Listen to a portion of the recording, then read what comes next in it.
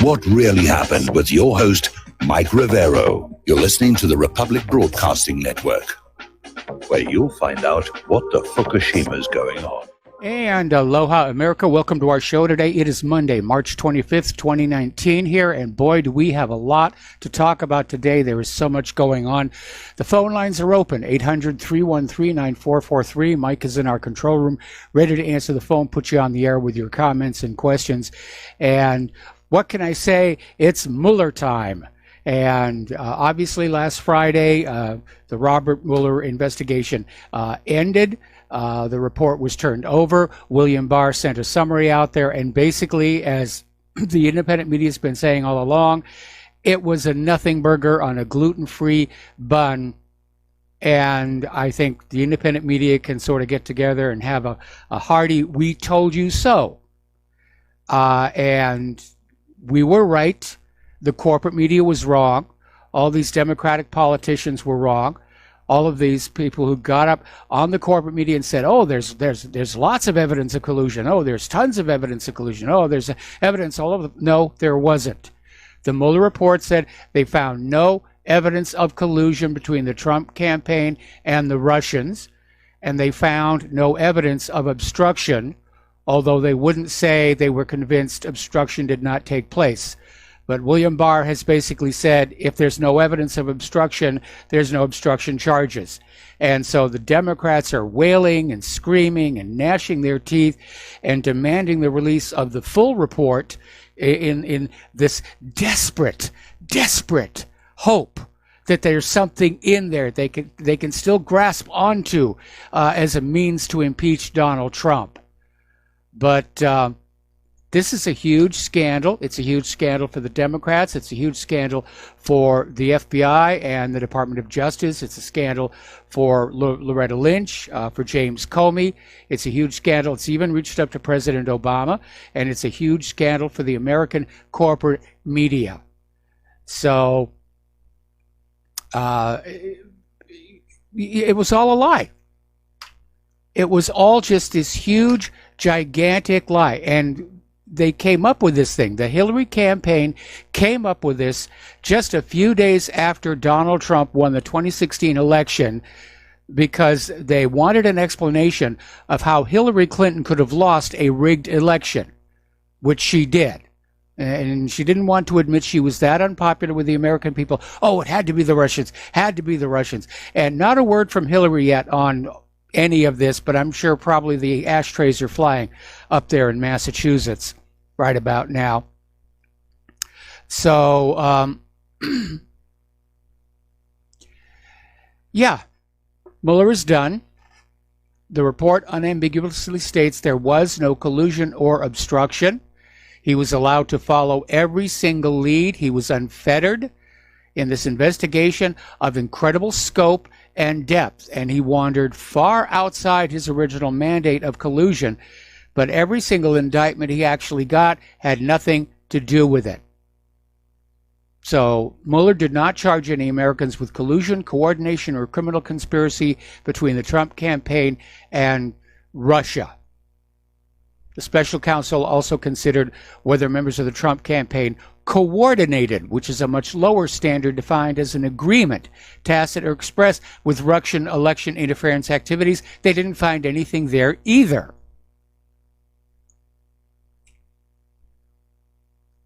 So it was pure propaganda from the Democrats, from the Hillary Clinton campaign, because she just couldn't accept that she lost the 2016 election.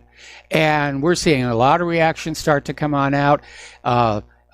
Speaker of the House Nancy Pelosi and Senate Minority Leader Chuck Schumer, they're still going to go after Trump. Okay, forget the Mueller report. We're going to start another investigation. We'll find something. We're going to get this man. And they're out there, of course, urging the release of the full report. They think there may still be something in there they can use. Even Trump wants the full report to come out. It's going to be up to William Barr, but everybody's saying full report, come on out. And Trump is saying, I know there's nothing in there.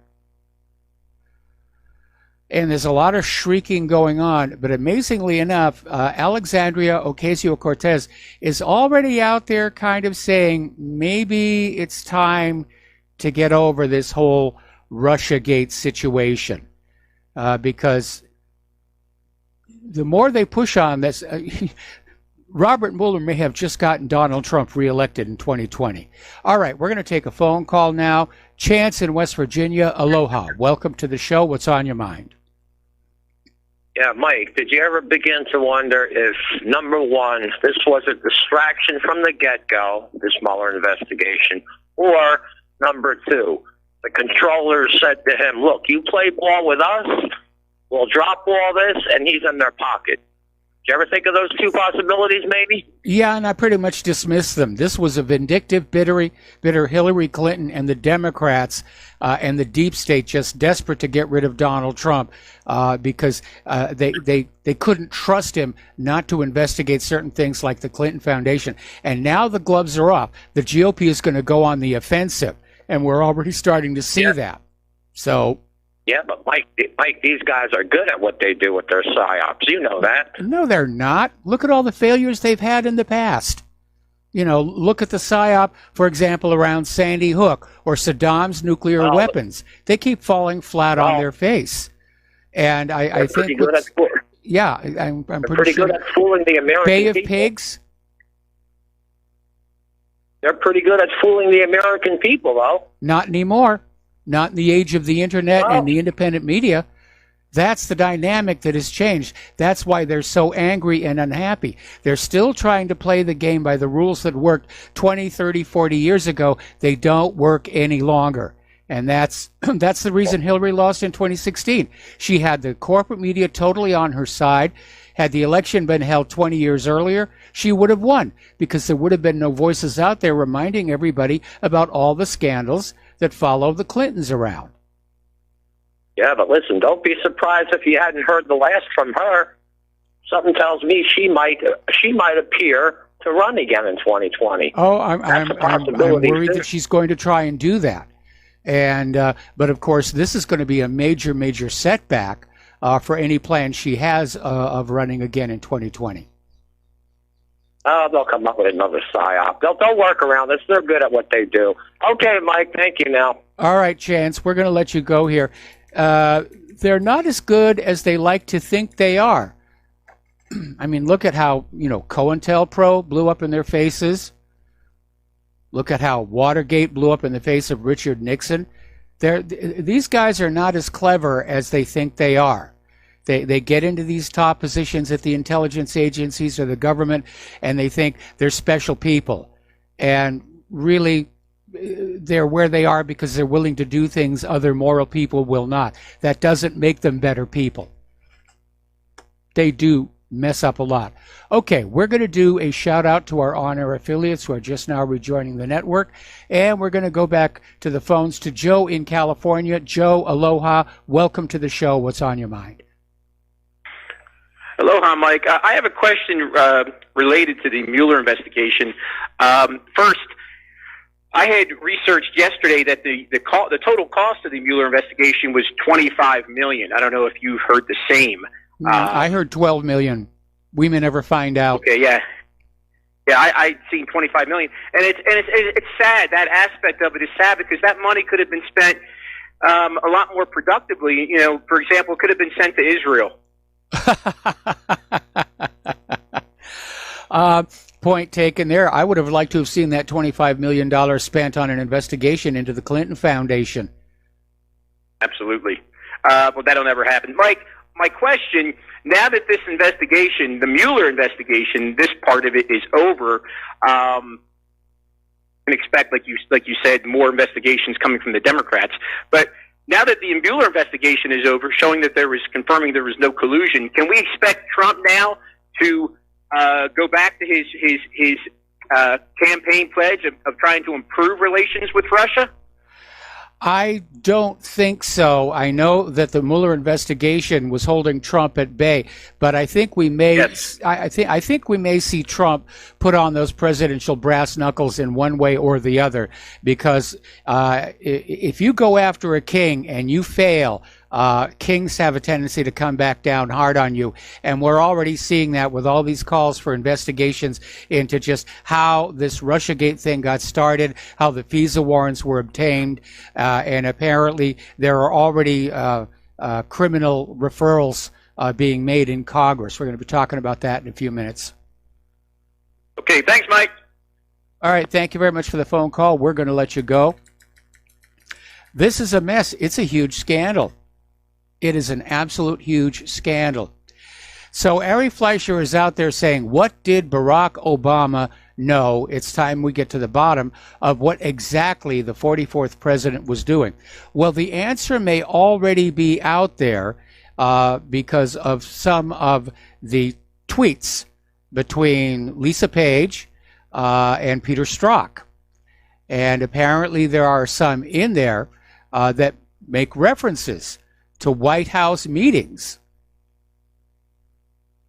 So apparently Fox News ran with this story, and neither Lisa Page nor McCabe responded to the inquiries as to, what these briefings were about. Was it about the FISA warrants?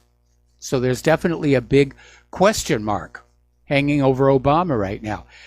And while we have all these other Democrats out there just screaming and crying, not a word from Hillary Clinton yet. Although, like I said earlier, I'll bet the ashtrays are flying over in Hillary land. Maxine Waters is out there saying that Trump and his fans tried to indoctrinate public opinion by repeating, no collusion, no collusion, no collusion. We cannot allow them to get away with this. Well, Maxine, I hate to be the one to tell you this, there was no collusion. And it was the Democrats and the corporate media that were trying to indoctrinate the public by saying collusion, collusion, collusion. Now, out in Hollywood, there's a whole bunch of these stars like, Bette Midler, all those celebrities who said they were going to move to Canada if Trump won in 2016. Well, they're still here. And they're out there tweeting their displeasure, how upset they are that Mueller didn't find anything. And some of them are just downright silly, but they're stamping their little feet and just having a really hard time with it. Now, former FBI Director James Comey tweeted out this rather weird photo. Actually, the photo itself is rather nice, but tweeting it out was rather weird. It's himself surrounded by trees. He's looking up in the sky, and he captioned it, "So many questions." So everybody's out there trying to deal with this. The latest spin coming out of the Democrats is that Trump wanted the Russia investigation, knowing he did nothing wrong, and this would embarrass the Democrats. That evil Donald Trump. He allowed this to happen to make the Democrats look bad. Talk about desperation on the cusp of madness. So now it's time to turn the tables on this Russian collusion hoax. And Trump tweeted out, now it's time to investigate them. And it absolutely is. And apparently the Trump campaign is introducing a massive fundraising effort to basically fund investigations of the people behind this Russiagate hoax. And the campaign is promising a quadruple match of donations, and they'll be using the money to investigate those who perpetrated this hoax, which would include Christopher Steele. Now, Judicial Watch has issued a statement on the Mueller report and paraphrased the statement Gerald R. Ford made following Nixon's resignation over the Watergate scandal. The long national nightmare is over, and President Trump has been vindicated. The corruptly created and constitutionally abusive Mueller investigation failed to find any evidence to support the big lie that the Trump campaign colluded with the Russian government. Of course, the Trump campaign colluded with the Israeli government, but that's no big deal, right? That's just expected. That's how things are done in Washington, D.C. So, getting on further down, Tom Fitton is saying, let's be clear, neither Mueller, the Obama, FBI, DOJ, CIA, State Department, nor the Deep State ever had a good faith basis to to pursue President Trump on the Russia collusion story. It wasn't just a hoax, it was criminal abuse, which is why Judicial Watch has fought and will continue to fight for Russiagate documents in federal court. And Judicial Watch is saying that the top levels of the Department of Justice, FBI, CIA, all need to be investigated, along with the Clinton Foundation and Christopher Steele, and whether or not Seth Rich was the leak for the DNC emails to WikiLeaks. There's a lot of fertile ground out there for an honest investigator. So what we have right now is Lindsey Graham is out there vowing to investigate the FBI's unprofessional conduct and troubling behavior by Loretta Lynch and James Comey. And he held a press conference earlier today, and he's basically saying he's going to call on Attorney General William Barr to appoint another special counsel to look into what happened with the FISA warrants and what happened with the counterintelligence operation. Okay, the House Intel readies criminal referrals for Clinton operatives who perpetuated this hoax. So it's starting to happen. And it's time for Trump to put on his presidential brass knuckles. It's time for the GOP to go on the offensive. They've been playing rope-a-dope all this time. Now it's time to hit back. All right, back to the phones. John in Tennessee, aloha. Welcome to the show. What's on your mind?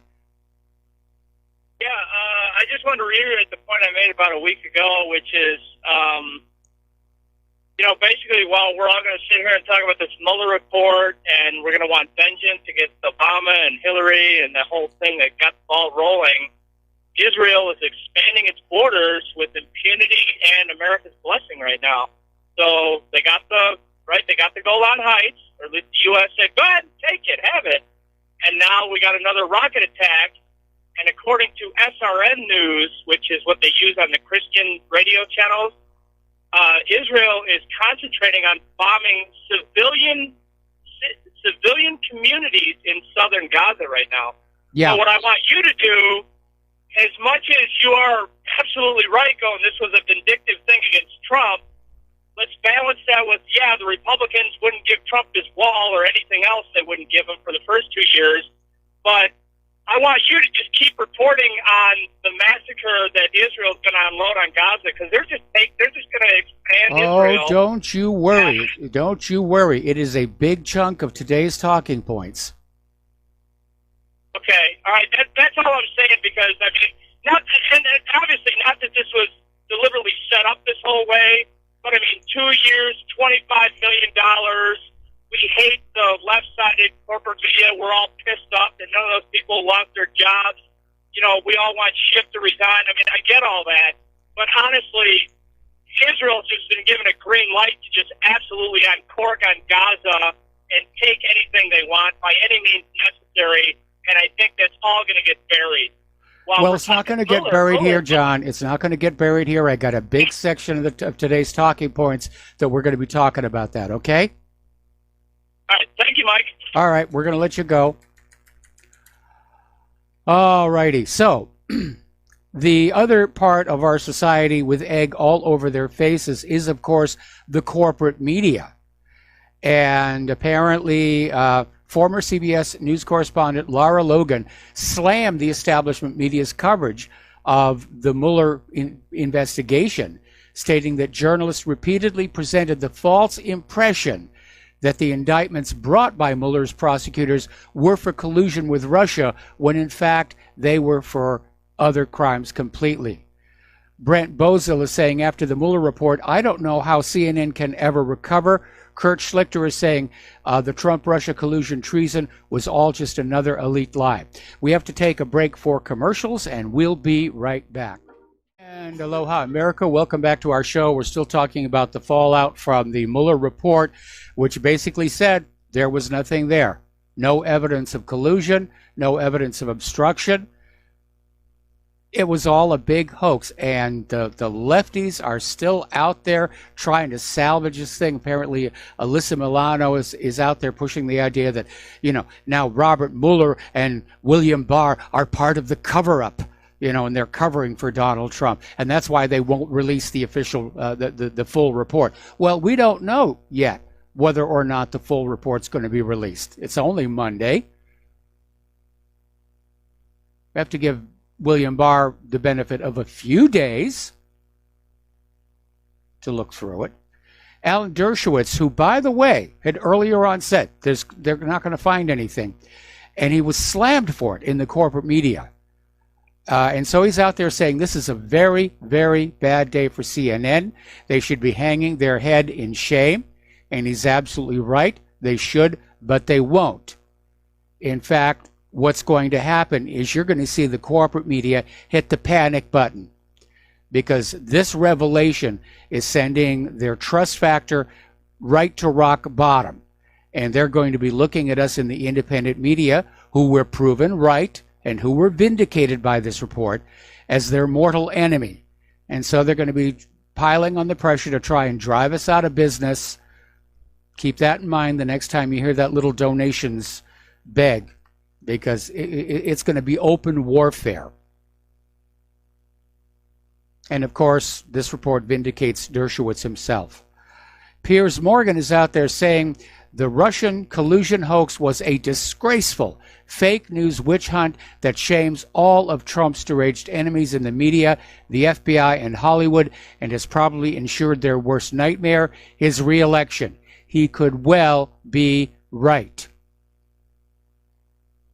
And I've got another observation. I know House Democrats are planning to launch a new investigation. That would be a bad thing to do right now. In the eyes of the public, the Mueller report is the end of it. It's the end of Russian collusion. Glenn Greenwald is out there saying the Russian collusion conspiracy was the saddest media spectacle I have ever seen. And he's been practicing journalism since 2005. And he says what makes it even sadder is to watch all the people who invested their journalistic credibility into what proved to be a complete and total fraud and scam. And now they're trying to figure out how can they recover the credibility. Well, good luck on that one. Just some of the things that came on out here. The claim that Manafort secretly met with Assange. That was fake.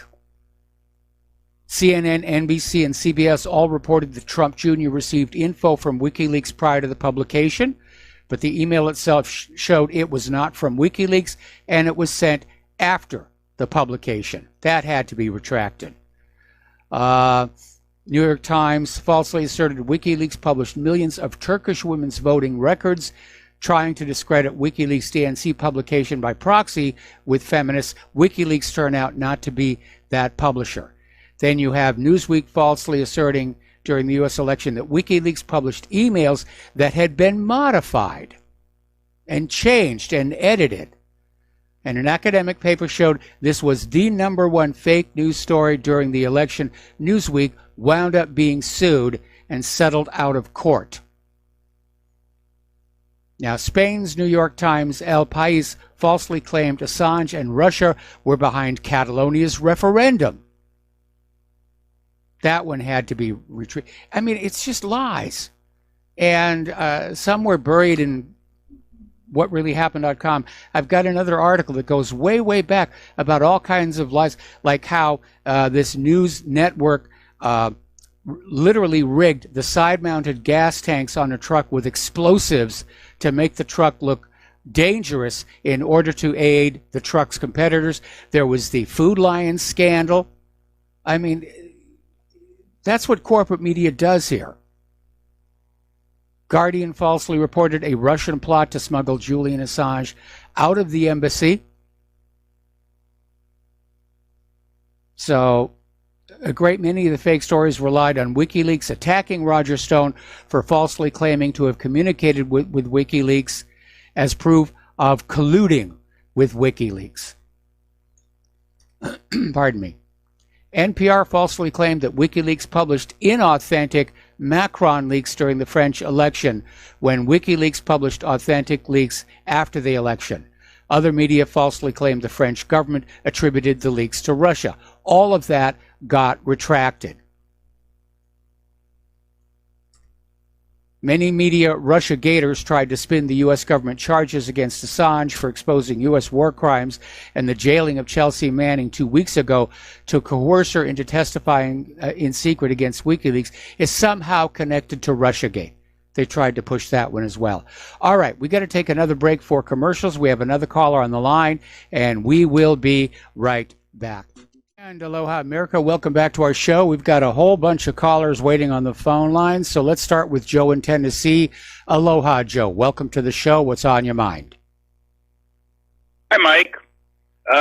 This whole thing with Trump, I mean, you talk about the battle of the deep state, how he's got such an opportunity to destroy two major planks of the deep state, well, actually three, the Democratic Party, the media, and the Department of Justice / FBI. I mean, they really, I kept calling in, I've called in before and said, I can't believe they're going so far out on a limb with this, because the whole thing seemed so ridiculous to begin with. It was just part of, like you said, Hillary trying to explain her losing a fixed election. And to see them just, throw caution to the wind and think that because of their power with the media and their power, with their, suits wearing in front of the Department of Justice, that they would get away with this. I just hope that Trump, senses the blood and destroys these people, because he has the most wonderful opportunity to destroy them that any president ever has. And I hope he remembers what they were trying to do to him and his family, and not, let alone the fact that they destroyed almost 2 years of his presidency with this lie and nonsense. Yes. So I saw him the other day. He looked angry, and he was saying, we're going to investigate these people. And really, I just hope, because he doesn't just owe it, to himself. He owes it to his supporters that have been, defending him and have been upset about this whole thing. What a lie, what a blatant lie it was. And the other thing is how this damaged our relationship with Russia. I mean, I hope these people are put in jail for a long time for what they did to this country as far as our foreign policy, to our ability to, make friendly relations with Russia, North Korea, you name it. I mean, it's incredible how vile their deeds are on this. Yes. And I just hope, like I said, I want to see arrests. I want perp walks. I just, and if Trump doesn't do this, I'll really be upset. But I think he's gonna, because now he's the man who's been wronged. He's the guy he's Clint Eastwood in, High Plains Drifter. He's coming back. He's got law on his side. He's got justice on his side. And I hope he's got a big streak of vengeance, because that's what I want to see. Well, setting aside issues of vengeance, Trump and his advisors have to know they survived this plot. But the message from that will be there'll be another plot unless Trump takes action right now. And so I'm hoping that Trump is going to put on those presidential brass knuckles and get down to some real business here. Well, he has to. It's like you said, he has to. And really, the egg on the face. I mean, you know how many Pulitzer Prizes were given to different media people because of the Russia collusion stories? Yes. I mean, when you look back on this, it's just going to take a while to digest this. I also would like to say the thing to watch now is watch the people getting thrown overboard. Rachel Maddow will be one. Yes. And Adam Schiff. Adam Schiff has got to, if they can't contain this with some other scandal against Trump, how can anybody take some of the faces of this whole charade are going to lose their positions, whether they'll be quietly shunted aside or whether they'll be axed publicly, will be a good indication of how bad this is for the opposition. But Brennan, if he had any decency as a CIA director, ex-CIA, he should commit suicide. But obviously he's too much of a coward, so he definitely belongs in prison for the rest of his life. I could go on and on about these people, but him in particular. I mean, even before Trump was inaugurated, he was out there talking about Trump, the incoming president.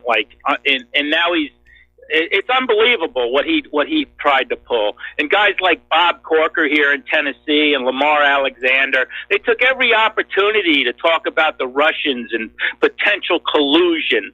It's just such a disgrace. And I'm really angry about it, and I'll never forgive these people. I hope they spend the rest of their lives in jail. I really do. Well, jail would be nice. Probably not going to happen. But what we're seeing is this major shift in public awareness. And frankly, the Democrats and the corporate media did it to themselves. They've destroyed their own credibility. And yeah, they may have just helped Trump win in 2020. Anyway, listen, Joe, we got to let you go. We got a lot of calls on the line here, and I'm going to take them all. Then we're going to close the lines because I got a lot of news to get through today. We'll reopen the lines in hour number 3. Tony in Puerto Rico, aloha. Welcome to the show. What's on your mind? Hello, I'm Mike. Quick comment. Trump is not going to do anything. He sold the real Zapruder film, but that's not why I'm calling. I'm calling in regards to the Koreas. If the Koreas were to unite today, would they be a superpower? And which country in the Pacific Rim are going to lose with a united Korea? They would not be a superpower. They would definitely be a power, and frankly, I think everybody would gain. Positively? I said everybody would gain.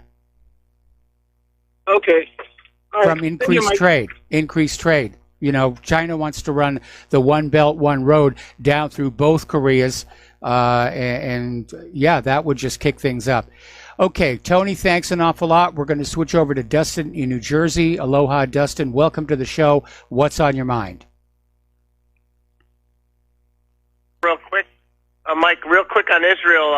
This whole thing started from supposedly 2 small rockets or mortar shells being fired and landing in a empty field. So you know this was orchestrated because Netanyahu wasn't he in Washington with Trump signing the Golan Heights thing, and now he's going to go rush back home. So this was all play. I mean, it's very easy to bring people over the border or have infiltrators to do something like this. Yeah, infiltrators, agents provocateurs. Yeah, frankly, I mean, from the range on the rockets that were used against that house, I didn't know Hamas had anything like that. And, of course, no confirmation from anybody in Palestine that they launched that first rocket. But now they're launching back and forth. I mean, Netanyahu's got his war, and war makes for good politics just 2 weeks ahead of the elections. And not only that, of course, the media is going to focus on the war and drop talking about the United Nations Human Rights Council vote against Israel for its war crimes against the Palestinians. Plus, this weekend was supposed to be the 1-year anniversary of the Great March of Return, and they were expecting 1 million Gazans to be at those fences with a war going on. That's not going to happen. So, as I said, again, who benefits? Certainly not Hamas. And certainly Benjamin Netanyahu makes out like a bandit on all of this. Well, Mike, even like people from Haifa, there's an alert. Because there's a missile attack on Haifa. If you look on the map, Haifa's all the way in the north. Yes. There's no way to miss. So that's, there's a lot of bull crap going on. Where a lot of propaganda is moving around in Israel. Yeah. What a joke these people. Hey, Mike, on Russia, fake collusion. The damage has been done, though, people. Like, this set us back decades, and Trump's not going to lift the sanctions because he can't. I watched Lindsey Graham today, and he blamed Russia for the Christopher Steele dossier. So it doesn't matter. It's not a Democrat-Republican thing. It's just an imperialist thing. You know what I mean? Like it's just we don't want anybody else being greater than we are. So it's just going to be Russia. Well, too late for that. I mean, too late for that. We're not the greatest nation on earth any longer. And the childish behavior of our political system, I think, underscores that. But you're absolutely right. All the sanctions that were placed on Russia, supposedly for the collusion, those have to be lifted. There was a huge amount of damage done to various people and institutions because of these accusations of Trump-Russia collusion. All of that has to be made right. It's not, though. Britain's involved in this. with the Christopher MI5. It's just this group of people, and France too. And like I said, the sanctions on this is not going to be lifted because they still got Trump in a box because he's got Elliot Abrams, the group, Bolton and Pompeo. They're not going to go anywhere. And by the way, Golan Heights, Trump saying this thing doesn't mean squat. Because no, it doesn't. The majority of the world is saying, no, wait a minute. And the next president Actually, the entire rest of the world is saying, no, this is not valid. Trump doesn't have the right to break off a part of Syria and give it to Israel. And again, this destroys the United States' moral authority to criticize Russia over Crimea. And then, Mike, real quick before I get off the phone, Italy, the Belt and the Road, that's the future. We've been saying they have something to offer, the Chinese to the Italians. Nobody else is offering squat. They just say, Italy, don't do it, but they don't offer any alternative to the Belt and the Road. So, Italy, go for it because you know what? You got 40% youth unemployment over there. Yep. And Britain's not going to help, and France got they're not going to help because they got their own problems. All right, Mike, have a good show. All right, thanks an awful lot. And we're going to switch over to, and this is the name, Not Sure in Nevada. Aloha, welcome to the show. What's on your mind? Hello? I think they got the wire. Yeah, we lost Mike. Sure. You got Philip here in Virginia. Aloha. Okay. You mentioned about the direction that what's the next shoe that's going to drop, from these people that were pushing this phony baloney collusion delusion. And I think it comes from an article that you ran last week, which was a bombshell about the months-long examination and investigation by Paul Sperry that took the Democracy Integrity Project, where the elaborate media influence operation. Yes. You remember that? I mean, and the thing that really irked me the most about it is they are employing Glenn Simpson and who was the other Steele. Yes. I mean, why aren't these guys in jail? They're still out there pushing and fabricating nonsense and feeding it to the media, and the media is reporting it. Then the FBI and the alphabet agencies are pointing to the reports in the news saying that it's legitimate. I mean, it's a self-feeding operation here. Yeah, it is. Philip, do you remember the synthetic bovine growth hormone lawsuit involved Monsanto and Fox News? And basically, these Fox reporters were sent to do a puff piece promoting Monsanto's synthetic bovine growth hormone, and during the course of their reporting, they discovered there were serious questions about its safety, and they wrote a story about that. Fox News said, no, you got to take that out. This is all supposed to be positive because Monsanto advertises with us. The reporters refused. They got fired. They sued Fox News for wrongful termination, and they lost on appeal when the judge reminded everybody there is no law requiring the corporate media to tell the truth to the American people. And that tells you all you need to know about corporate media. I mean, these low standards of not only the media, but the law enforcement and how they're using these media reports that they're putting out there to justify their investigations. I mean, you talk about low standards, people. It's beyond comprehension. And I do remember that bovine growth hormone case there. I heard it on your program over a year ago.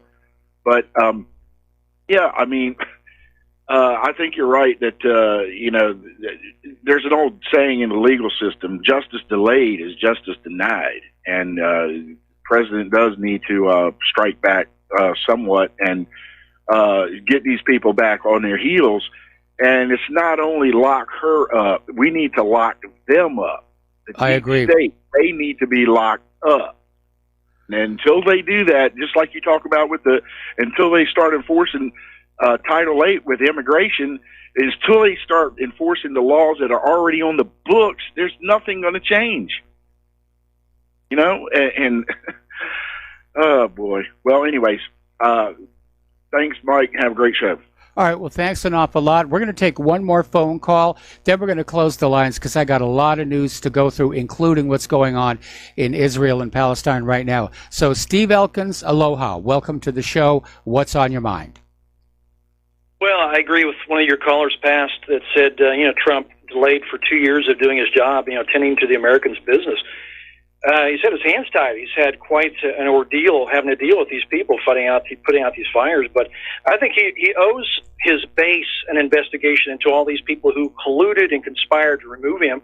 That's number one. And he also needs to reestablish the rule of law here. Something has happened that we don't have the rule of law anymore. He needs to give validity back to the U.S. Constitution, and especially that Fourth Amendment where you need evidence and burden of proof and due process. He was right. This thing was a scam, a sham from the very beginning. It was illegal from the very beginning. And I think he needs to put his foot down. He needs to make this precedent. Because if he does not do precedent on this and going back after those people who came after him, he's basically giving them, well, there's no repercussions, there's no actions against us. We'll just continue on with our next little scam and next one and next one. He actually needs to put his foot down and prosecute those polluters. If he does not respond to this, if he does not go after these people in some way, take away their money, RICO statutes, whatever, they will be back with another plot. I mean, this new investigation out of the Democratic House, it's just a fishing expedition. They've already sent out subpoenas to something like 80 establishments and individuals, and nobody's even said what they're investigating. They're just searching, trying to find something, and that's not the way the process is supposed to work. So, Trump needs to act. What they're doing now is a dragnet of just seeing what they can pull in. Yeah, that's exactly right. Trump does need to take decisive action, or there will be more attacks on him. Anyway, Steve, Mike, thanks. We're going to let you go here. We've got another commercial break coming on up, then more news. So stay tuned. We'll be right back after these commercials. Aloha, America. Welcome back to our show here. And we're finishing up here with the release of the Robert Mueller Nothing Burger and how everybody who was part of the Russiagate hoax, they're now scrambling for cover. And some of them are pretty shameless. Over at the Washington Post, Margaret Sullivan came on out saying that the Washington Post journalists should be proud of their Russia reporting. Talk about utter shamelessness. And apparently, again, Washington Post Jennifer Rubin basically came on out saying that Robert Mueller confirmed that Russia helped Donald Trump in 2016, and thus his election still was not legitimate. They can't let go. And by the way, Jennifer, Mueller's report did not confirm that Russia helped Trump. That they're just screaming out there. Okay, from strategicculture.org, and no surprise, America's trust in corporate media has hit a rock bottom. And gone are the days when U.S. consumers looked into the nightly news and print media as a trusted source of information, and especially if they hold conservative views, according to a new poll by the Columbia Journalism Review. And things are going from bad to worse for the U.S. legacy media as its trust credentials have reached an all-time new low, as if that were possible.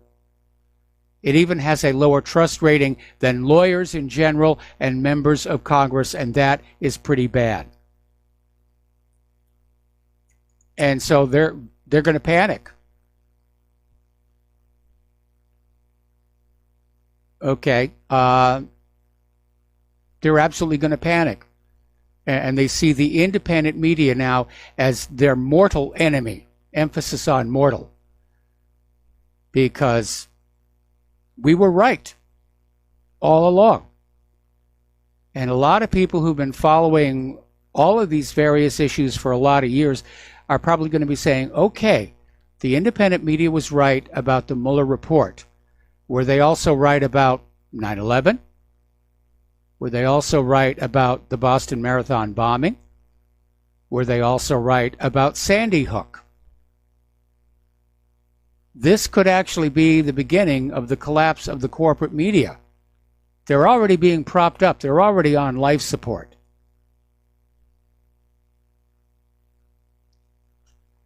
So, anyway, Joy Reid was out there saying that Trump's criticism of the media is a violation of the First Amendment, proving that she doesn't actually understand the First Amendment and the Bill of Rights. She actually came on out and said that Trump's attacking the media could be grounds for impeachment, which tells us that Joy Reid doesn't understand impeachment.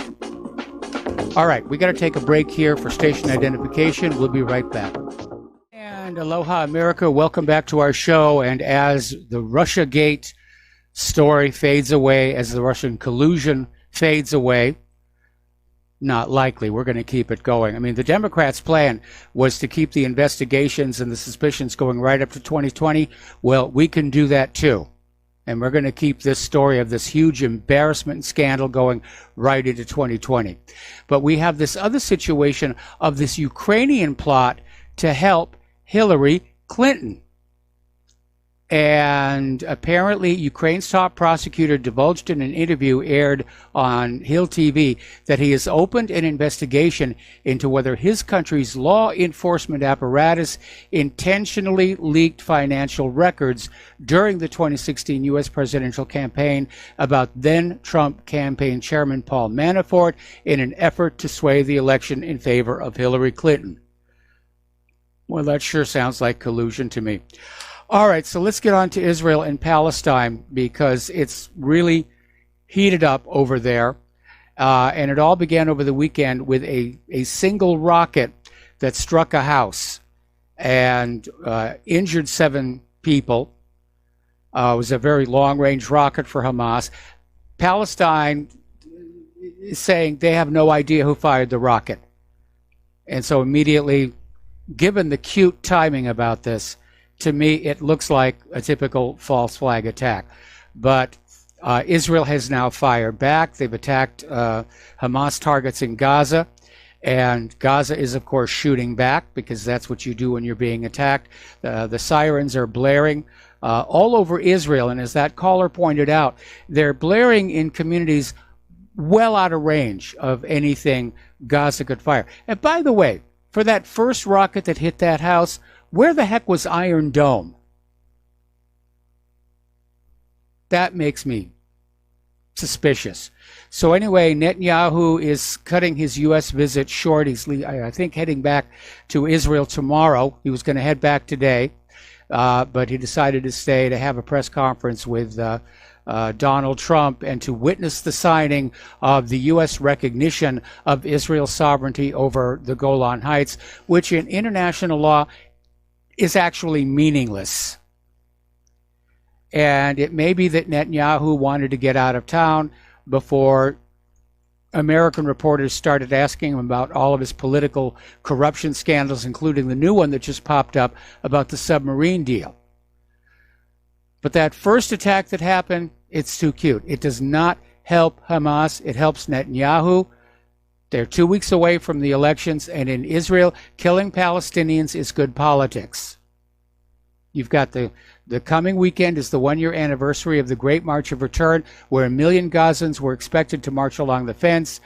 An Israeli war would derail that, not to mention, of course, this deflects the impact of the United Nations Human Rights Council vote that condemned Israel for war crimes against the Palestinian people and urged an arms embargo. All right, Israel's also retaliating against Gaza, claiming there was a barrage of 300 explosives thrown across the border fence at Israeli troops. Seems like an awful lot to me. Israeli air-to-ground missile wounds 3 Palestinians in central Gaza. And apparently it was a missile fired by an Israeli drone and the 3 wounded men are now in the hospital. So Trump has now officially signed the proclamation recognizing Israel's sovereignty over the Golan Heights. And again, in international law, it's utterly meaningless. Trump does not have the authority to say, yes, Israel now owns this part of Syria. And every other nation on earth has basically said, no, this is null and void. It is illegal under international law. Meanwhile, Syria is vowing to recover the Golan Heights, far from regional stability, which is what Donald Trump said this was all about. He may have just started war. Of course, maybe that's what he wants. Because if Israel goes to war with Syria, Russia's going to step on in, the U.S. steps on in, Syria goes up in flames again. And Erdogan over there in Turkey is saying Trump's statement that it's time to recognize Israeli sovereignty over Golan has brought the region to the edge of a new crisis. Iran is saying the declaration is illegal and unacceptable. Syria is saying it's an attack on their sovereignty and their territorial integrity. Now, do you remember back when there was that whole brouhaha about Crimea, when they wanted to break away? And we were being told, we must respect the territorial integrity of Ukraine. We can't have a piece of it break off. But if it's Syria, yeah, let's snap off a piece here. The one with the oil and gas. Now, Erdogan is saying that Turkey will take the issue of the Golan Heights to the United Nations. Now, how far he can get with it, I don't know. There's probably going to be a General Assembly vote that will be overwhelmingly against the United States. But unfortunately, with the United States having a permanent veto in the Security Council, not much more than that. But Erdogan is saying the legitimization of the occupation of the Golan Heights cannot be allowed. And I'll tell you what's going to happen. Okay, this is going to delegitimize Trump. See, Netanyahu is still thinking the United States, greatest nation on earth, what the president of the United States does, everybody else will fall in line. That's not happening. You're going to see the leaders of all these other countries looking at Donald Trump and saying, this was a dumb thing to do and we're not going to listen to him anymore. That's what's going to happen. We're going to do a shout out now to our on-air affiliates who are just now rejoining our network.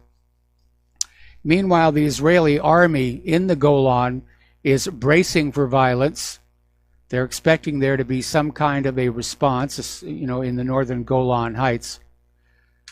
No overt signs of Syrian military intervention yet, but we'll see here. Article coming out of Aleppo News. Trump's stance on the Golan will allow Israel to operate with impunity elsewhere. Meaning Israel will be emboldened to go on out and say, well, we're going to grab this piece of land, we're going to grab this piece of land. Eretz Israel, here we come. So, and in the Department of, you could see this coming, Israeli politicians are now pushing for Donald Trump to recognize the West Bank as part of Israel.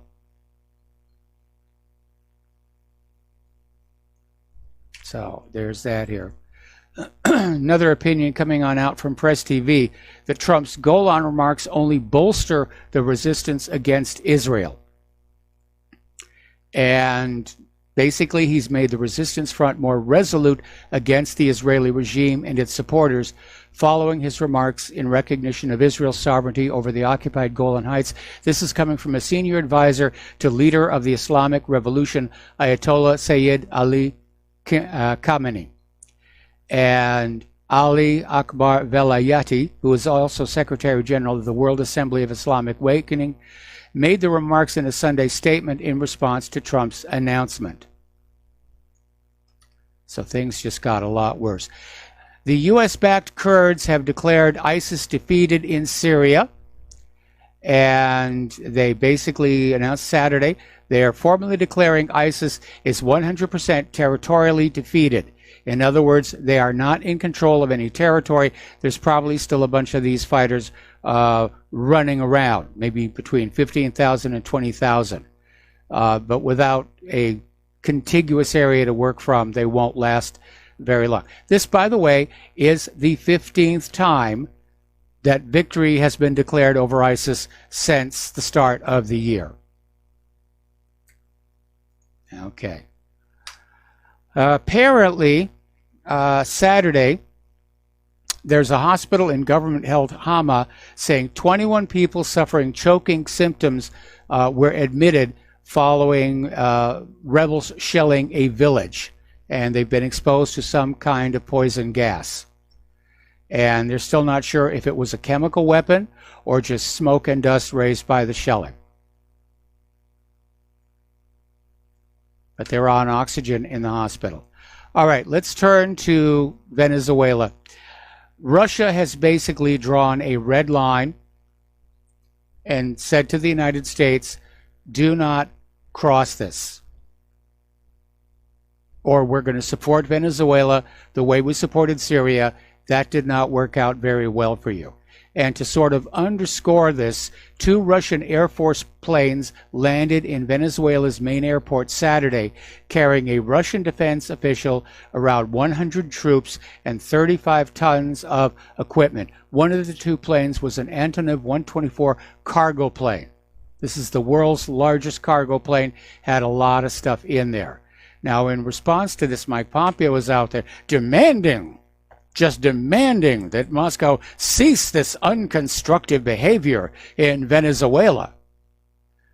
So it looks like we're going to have a proxy war between the United States and Russia in Venezuela.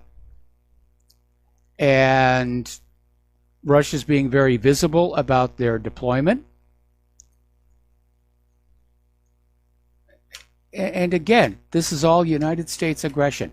By the way, Venezuela just a short while ago got hit with another one of these massive blackouts. 16 of Venezuela's 23 states are now without electricity. So they're just keeping up the pressure.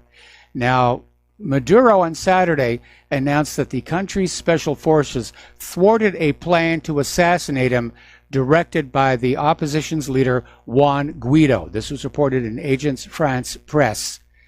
And Maduro's out there talking about how there was this terrorist plot, and he's arrested Juan Guaido's aide, who was part of this terrorist plot. And in response to the arresting of Guaido's aide, the United States has now blacklisted the Venezuelan state banks. The U.S. is also warning Venezuela's Maduro over detained Citgo workers and others. Apparently, there are some Americans who've been detained in Venezuela, including 6 executives from the Houston-based oil company Citgo. They've been jailed since 2017. Now, if I were Maduro, I'd actually let them go. They're irrelevant to what's going on right now. But the U.S. is going to make a cause célèbre about them here.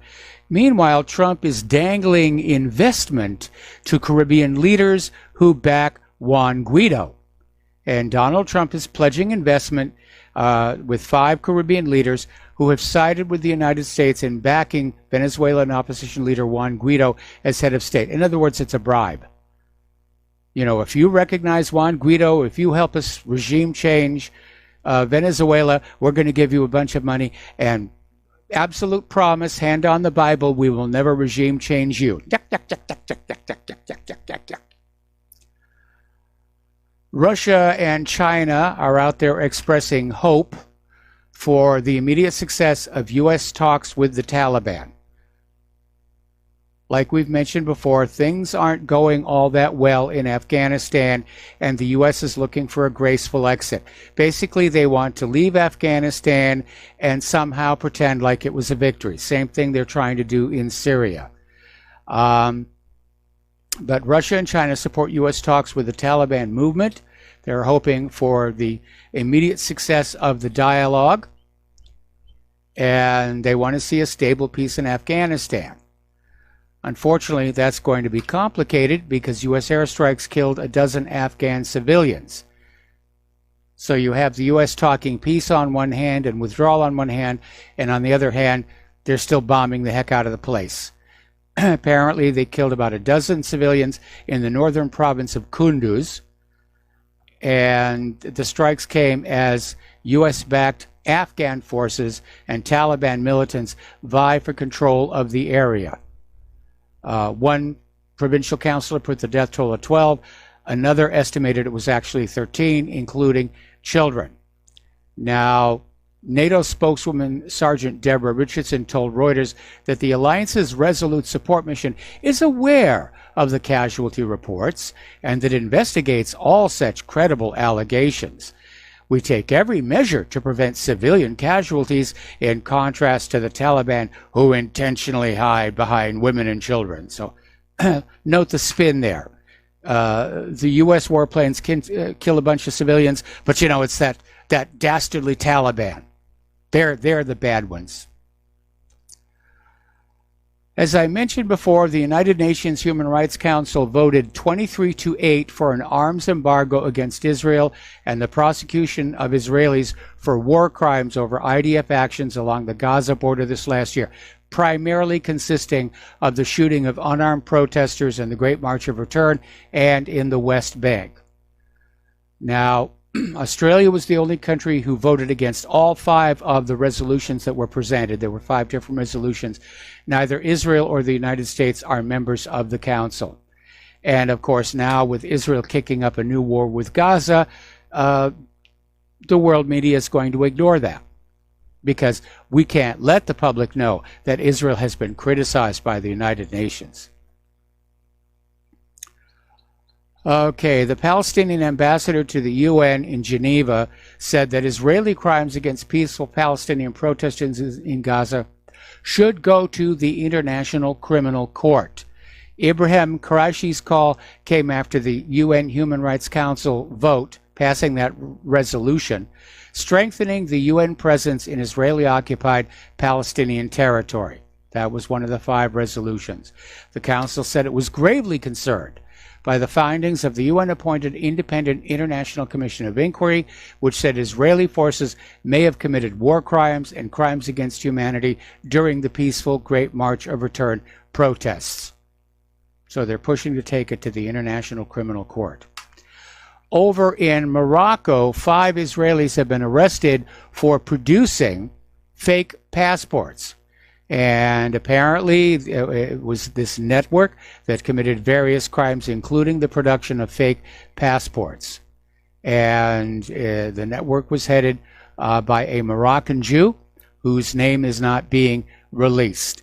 Now, the network was uncovered earlier this month after suspicions were raised that IDs and passports were being created for Jews of Moroccan origins, noting that 2 of the suspects were on an Interpol wanted list. So that all came apart here. Over in Belgrade, protesters are demanding their president and premier resign. And they had this protest on Saturday. It ended without major incidents. It was a peaceful protest. And a spokesman for the protesters said, for 4 months, we've been campaigning for 3 major things. Firstly, the resignation of President Vučić and Prime Minister, can't pronounce that one. Secondly, the dismissal of the Regulatory Authority of Electronic Media's Council. And thirdly, the resignation of Parliament Speaker Maja Gošković. And he vowed the protesters would take resolute, practical steps if those demands are not met. And if a transitional government charged with holding early elections within 6 months is not formed. Remember what I said about this push for a global government could create the climate for a global revolution? It may be happening. Alrighty, apparently the Trump administration has missed another congressional deadline to lay out the U.S. strategy in Yemen, which is basically admitting that this is a U.S. war and Saudi Arabia is just our proxy. And apparently the Pentagon so far has actually failed to come up with an actual concrete strategy. it seems like they're just throwing the bombs and bullets in there and hoping for the best. And people are starting to look at the costs of American involvement, including the refueling mission, which was terminated last November. All right, we're going to take a break for commercials. We'll be right back after these few words. And aloha, America. Welcome back to our show here. And speaking of Yemen, apparently British forces are on the ground in Yemen, and they're British commandos. They're supposed to be trainers and advisors, but they're being wounded. And of course, we heard that big lie during Vietnam as well. But apparently the injured soldiers have been taken back to Great Britain to recover. So everybody's getting a little piece of this action, aren't they?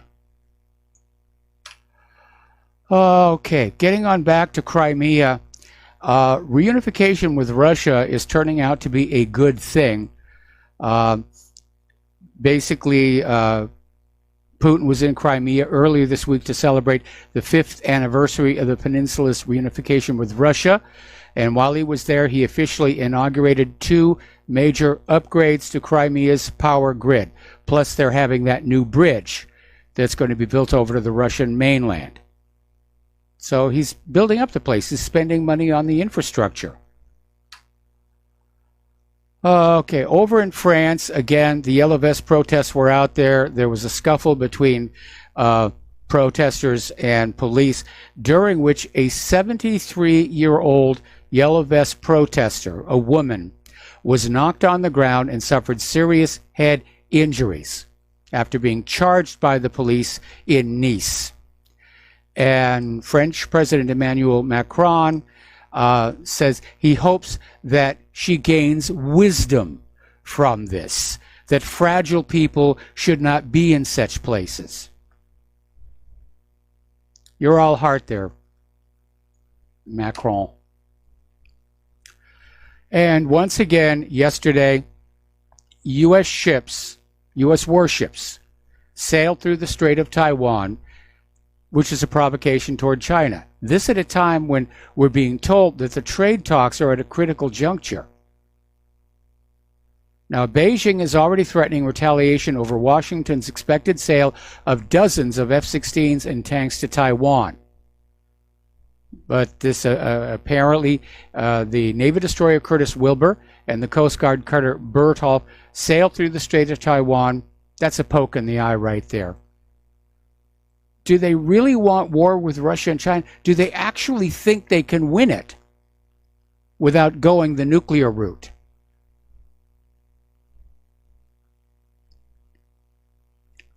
Now, last week, North Korea pulled out of the liaison office with South Korea in what looked to be a major setback for, just talks, peace. But North Korea has now returned. And it's a sign that Pyongyang remains open to diplomacy with Seoul and Washington after the détente had showed signs of extreme strain here. All right, let's turn to the domestic politics here. And boy, if Robert Mueller's looking for something to do, because he's kind of out of a job here, you ought to go on over to Judicial Watch and take a look at some of the stuff they're finding, because Judicial Watch has uncovered 756 pages of new Hillary emails that she tried to destroy. Several of them were classified, and they were transmitted over her unsecure non-state gov email system. That is a Title 18 felony violation right there. So where are the handcuffs? Where's the lock her up? Now, Hillary Clinton repeatedly stated that the 55,000 pages of documents she turned over to the State Department in December 2014 included all of her work-related emails. In response to a court order in another Judicial Watch case, she declared under penalty of perjury in 2015 that she had directed that all my emails on clintonemail.com in my custody that were or are potentially federal records be provided to the Department of State, and on information and belief this has been done. She does talk like a lawyer. Well, remember there was that 33,000 emails that she tried to erase, and apparently somebody was able to recover them? That's where Judicial Watch is getting these new pages, and they're finding work-related emails that weren't turned over to the State Department, and they're finding classified information that was sent over an unsecured email server. That's Title VIII violation right there. Now, there's a rather interesting little story here. This came from mysuncoast.com, and it's basically saying that the FBI is refusing to report its hate crime numbers again this year, which is required by law. But apparently this article says there have been some horrific hate crimes which do not show up in the FBI's online database. And there's basically a bias. Black on white hate crimes tend to somehow get lost. And so they're politicizing the numbers. They're politicizing the results of the database here. All right, pardon me. We're going to take another break for commercials here, and we will be right back. And aloha, America. Welcome back to our show. And yeah, let's go ahead and open up the lines because I've gotten through the really important stuff. Let's see. You know, right now there's this fury, if you will, going around where anybody who ever did blackface any time in their life, even as a kid for a Halloween costume, is being attacked and harassed, driven out of their jobs, just vilified, with one notable exception. Okay, Orthodox Jews for the holiday of Purim will often dress in blackface, and they're out there insisting it's not racist. So it's another one of these double standards in our society. Okay, here's some good news. Remember Michael Avenatti? It was Stormy Daniels' lawyer, and he was out there, he was getting a lot of press, and he was going to, you know, he was saying Donald Trump Jr. is going to be in jail before his birthday. Well, it worked out the other way around, because he was arrested earlier today on charges that he tried to extort up to $25 million from Nike by threatening to hurt that athletic apparel giant financially with negative publicity. And he's also charged in a separate federal case out of Los Angeles, where he's accused of embezzling a client's money in order to pay his own expenses and debts, and of defrauding a bank in Mississippi. Boy, this guy is a piece of work. But then, hey, he's a lawyer. What can I tell you? Okay. Now,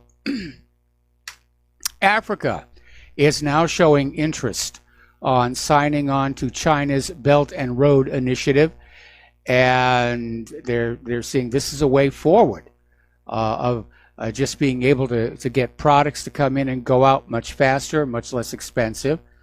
And the United States is very upset about this. They can't compete. They just cannot compete. China's building this infrastructure, which does include some high-speed cargo ships, and the U.S. has basically shot all their money on all these war things. All right. Boeing shares are headed down. Apparently, Airbus sealed this $18 billion deal with China. There had been talk that China was still looking at both Boeing and Airbus, but China decided they're going to go with Airbus. And so Boeing is in trouble, and there's no doubt about it. We'll be talking more about that a little later in the show. Everybody's talking about the debt crisis, and Americans, the debt problem is so bad. 40% of people in California and New York want to move to more rural areas, to where the cost of living is lower and they can deal with it. Claire and I would love to get out of here in Hawaii. You know, prices are going up. They just raised the general excise tax. Our rent just got raised. And we would love to find some way we could get the money to get back to the heartland of America, somewhere around Indiana where we have family. Basically, we're Hawaiian sourdoughs. We're sour on Hawaii, but we don't have the dough to leave. Our little light rail project here on Oahu is apparently now becoming national news. The Wall Street Journal was reporting on it, basically saying this is a $9 billion debacle.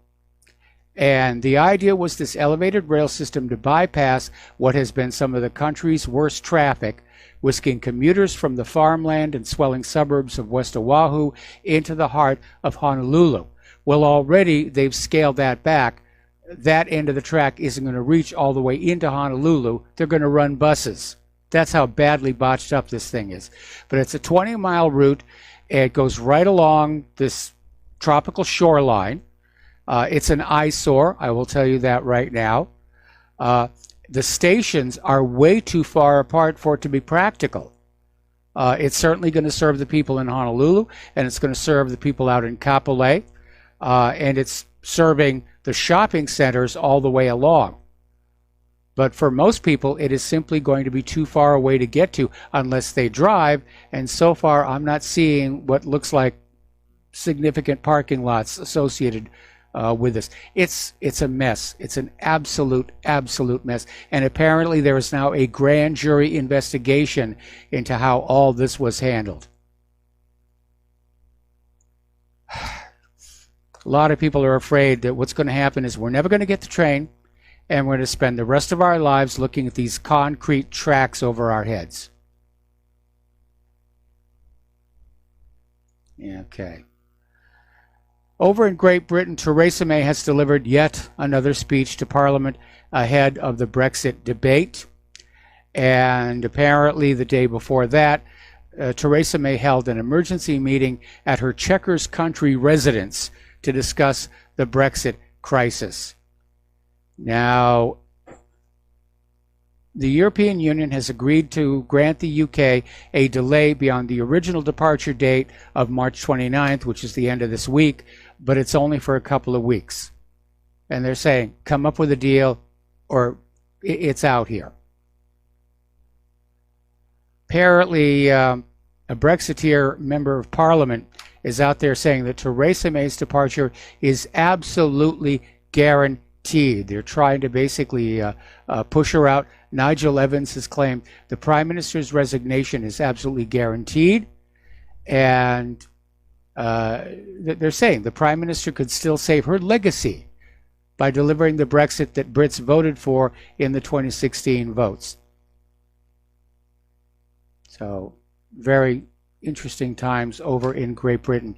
Yeah, that was the problem. The Brits voted for a Brexit, and Theresa May, who was a Remainer, tried to give them something, call it Brexit Light, or simulated Brexit. Down in New Zealand, we're still dealing with the aftermath of that Christchurch shooting and questions about whether it was a staged event or not.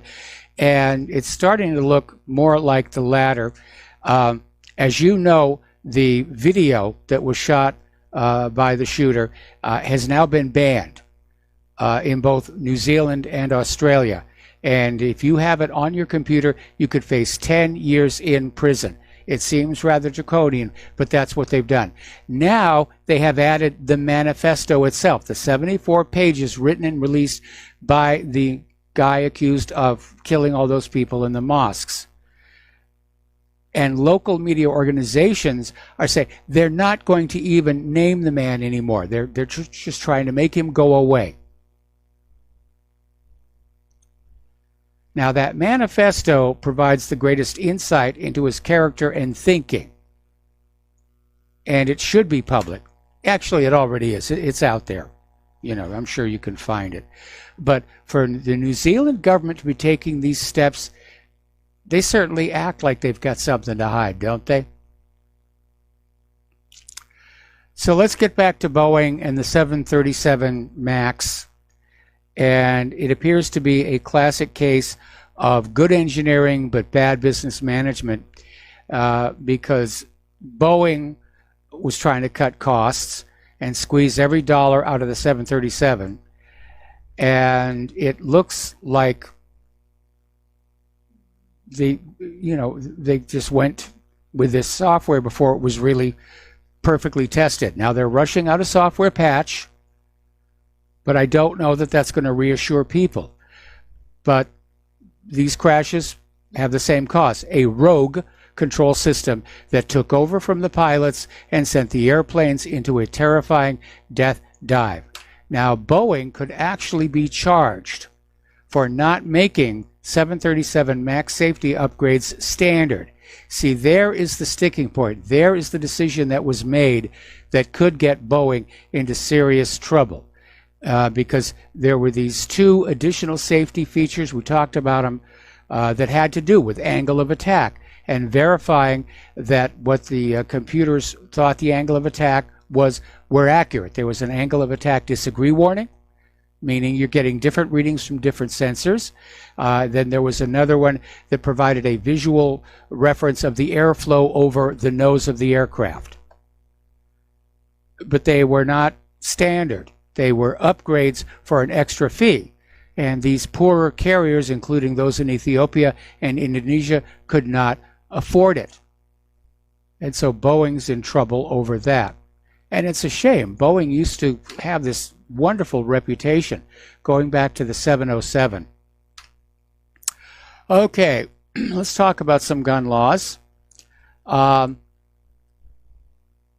which state just banned all federal gun control laws? And if you say Missouri, you get a cookie.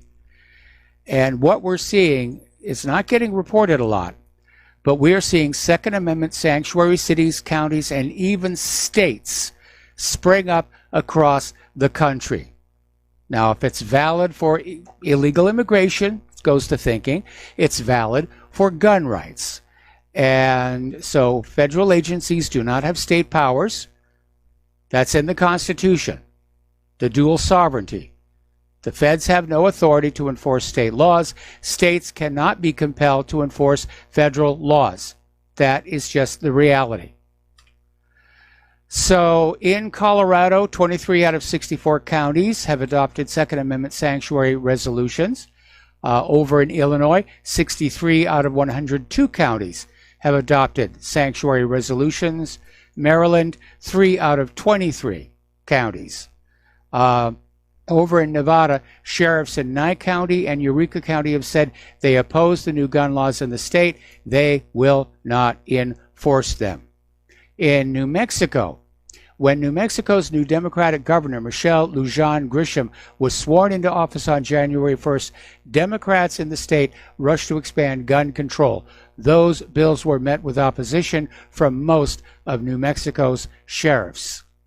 Up in New York, after they passed the SAFE Act in 2013, some New York counties passed resolutions in opposition. There are currently 52 out of 62 counties with such resolutions, and the New York State Sheriff's Association sued to block the law. Over in North Carolina, they just recently joined the revolution, or the resistance. Cherokee County passed a 3-page resolution with a slim 3-2 vote after resolution author Dan Eichenbaum told fellow commissioners the first thing dictators do is confiscate the guns. Up in Oregon, out of the 36 counties in the state, 13 have adopted Second Amendment sanctuary resolutions. In Washington state, several of their sheriffs in the state have publicly vowed not to enforce federal gun laws. So it is a growing movement all across the country. There are even 3 sanctuary states: Alaska, Idaho, and Kansas. Okay. Article out of Investment Watch blog. You don't want to be a science denier, do you? You're always hearing that about the global warming cultists and so forth. But apparently somebody did a study. This came out of the Johns Hopkins School of Public Health and UC Davis, and they basically took a look at what effect California's comprehensive background check and misdemeanor violence prohibition policies had on firearm mortality. And they found out it had no effect whatsoever. They found that neither California's comprehensive background checks nor its prohibition of misdemeanor violence conviction status for firearms purchases made any difference in the incidence of firearm homicide or suicides.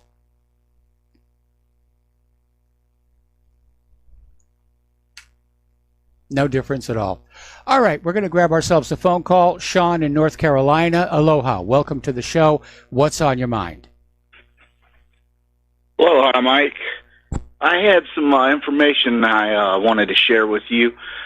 This is coming from, there's a show that I got a glimpse of on YouTube by a gentleman, Dave Hodges. He does a show called The Common Sense Show. Yes. And if you go to it, it'll be one of the first things you pop on. It says World War III will start at the southern border. Well, his first guest was a lady that presented breaking news that she had spoken to one of her friends in Venezuela, and she presented the question to him about all the things going on there.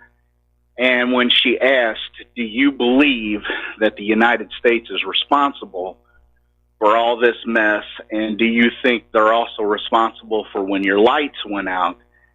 His response was absolutely not.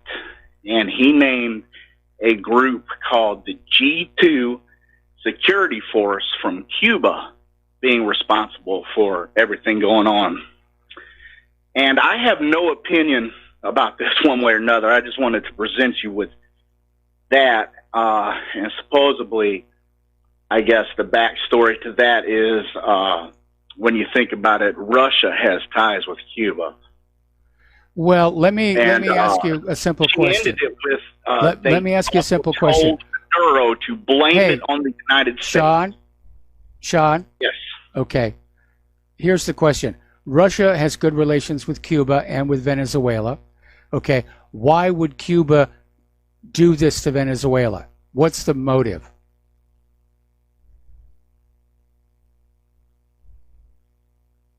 And that's why the story falls apart.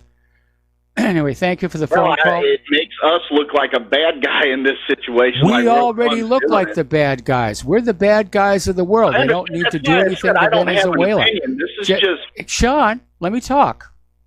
I mean, we're already the bad guys in the eyes of the world after lying about Saddam's nuclear weapons, lying about Assad's sarin gas, bombing the heck out of everybody, wars everywhere that you can turn to.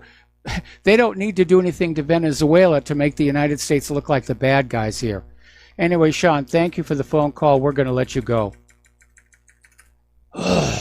Man. Okay. Getting on back to that college admissions scandal.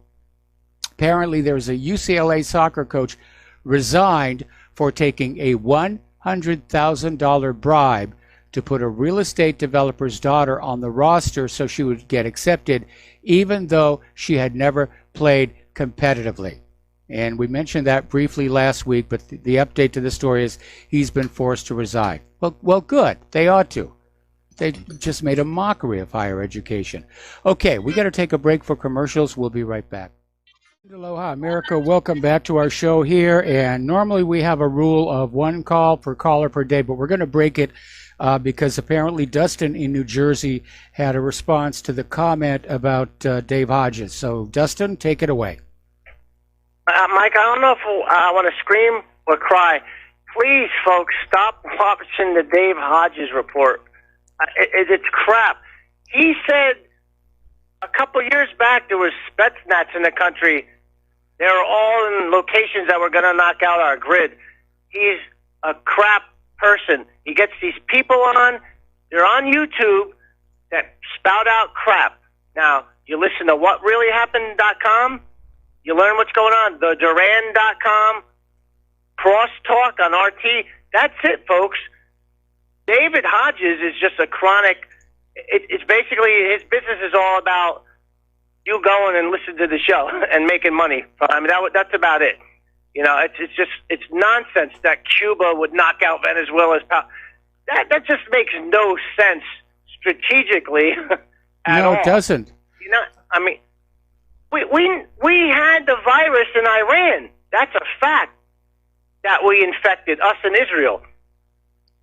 And this power, sure, Venezuela has electrical problems because of all the sanctions throughout the years and years and years. I mean, they got old infrastructure they're trying to fix if you left them alone.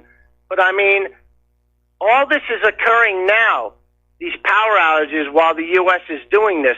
And the U.S. is the one that's the aggressive one, to that caller. Like you said, Mike. Yeah. Russia and Cuba didn't attack Iraq. They didn't F up Libya. They're not arming Saudi Arabia and helping in Yemen. They didn't arm terrorists in Syria. And they didn't mess up Ukraine. That was the United States, the British, the French, the EU. That's it. Russia had nothing to do with that. So you can watch David Hodges, but you're getting the wrong information, pal. You got to do you got to sit down and do some basic research. That's all I got to say, Mike. Have a good show. All right, thanks an awful lot here, and we're going to switch over to Bruce in Texas. And Bruce, I may have to take you through the station identification. What's on your mind? Yeah, hello, Mike. Hello. You're on the air. Yes, sir. Yeah, I'll make it quick. Maybe I'll get through before the break. I just heard an extend the invite, and you're a NASA former employee. Is that correct? Yes. Okay. I was watching a film on the NASA astronauts. Dick Slayton was grounded with atrial fibrillation, and the video is he stated that he started taking vitamins and his AFib went away. Is that where they got the formula for Extendivite, I wonder? No, the formula came from this gentleman up in Canada who suffered his own heart attack and just came up with it himself here. A lot of the astronauts did have medical problems which grounded them. Perhaps the most famous is Alan Shepard, who after his first flight into space developed a serious ear problem, but he stayed with the program in management until finally there was a surgeon who was able to fix his ear, and he got to fly as the commander of, I think it was Apollo 14. That's a long time to wait for that center seat. Okay, yeah. Dave Hodges is fake news, like the other caller said. Talk to you later. All right, thanks an awful lot. We got another caller waiting on the line. We'll get to as soon as we come back from station identification. And aloha, America. Welcome back to our show, hour number 3. And we're going to go right back to the phones, starting with W in Texas. Aloha, W. Welcome to the show. What's on your mind? Mike, I just wanted to mention the Mueller report. Yes. And I think the thing about that is that although obviously Trump was vindicated, and he should have been because the whole story was bogus from the beginning, but the left behind of what this whole thing was all the censorship that took place as a result of this narrative that they put forward. So it was really like a Trojan horse to bring in the censorship.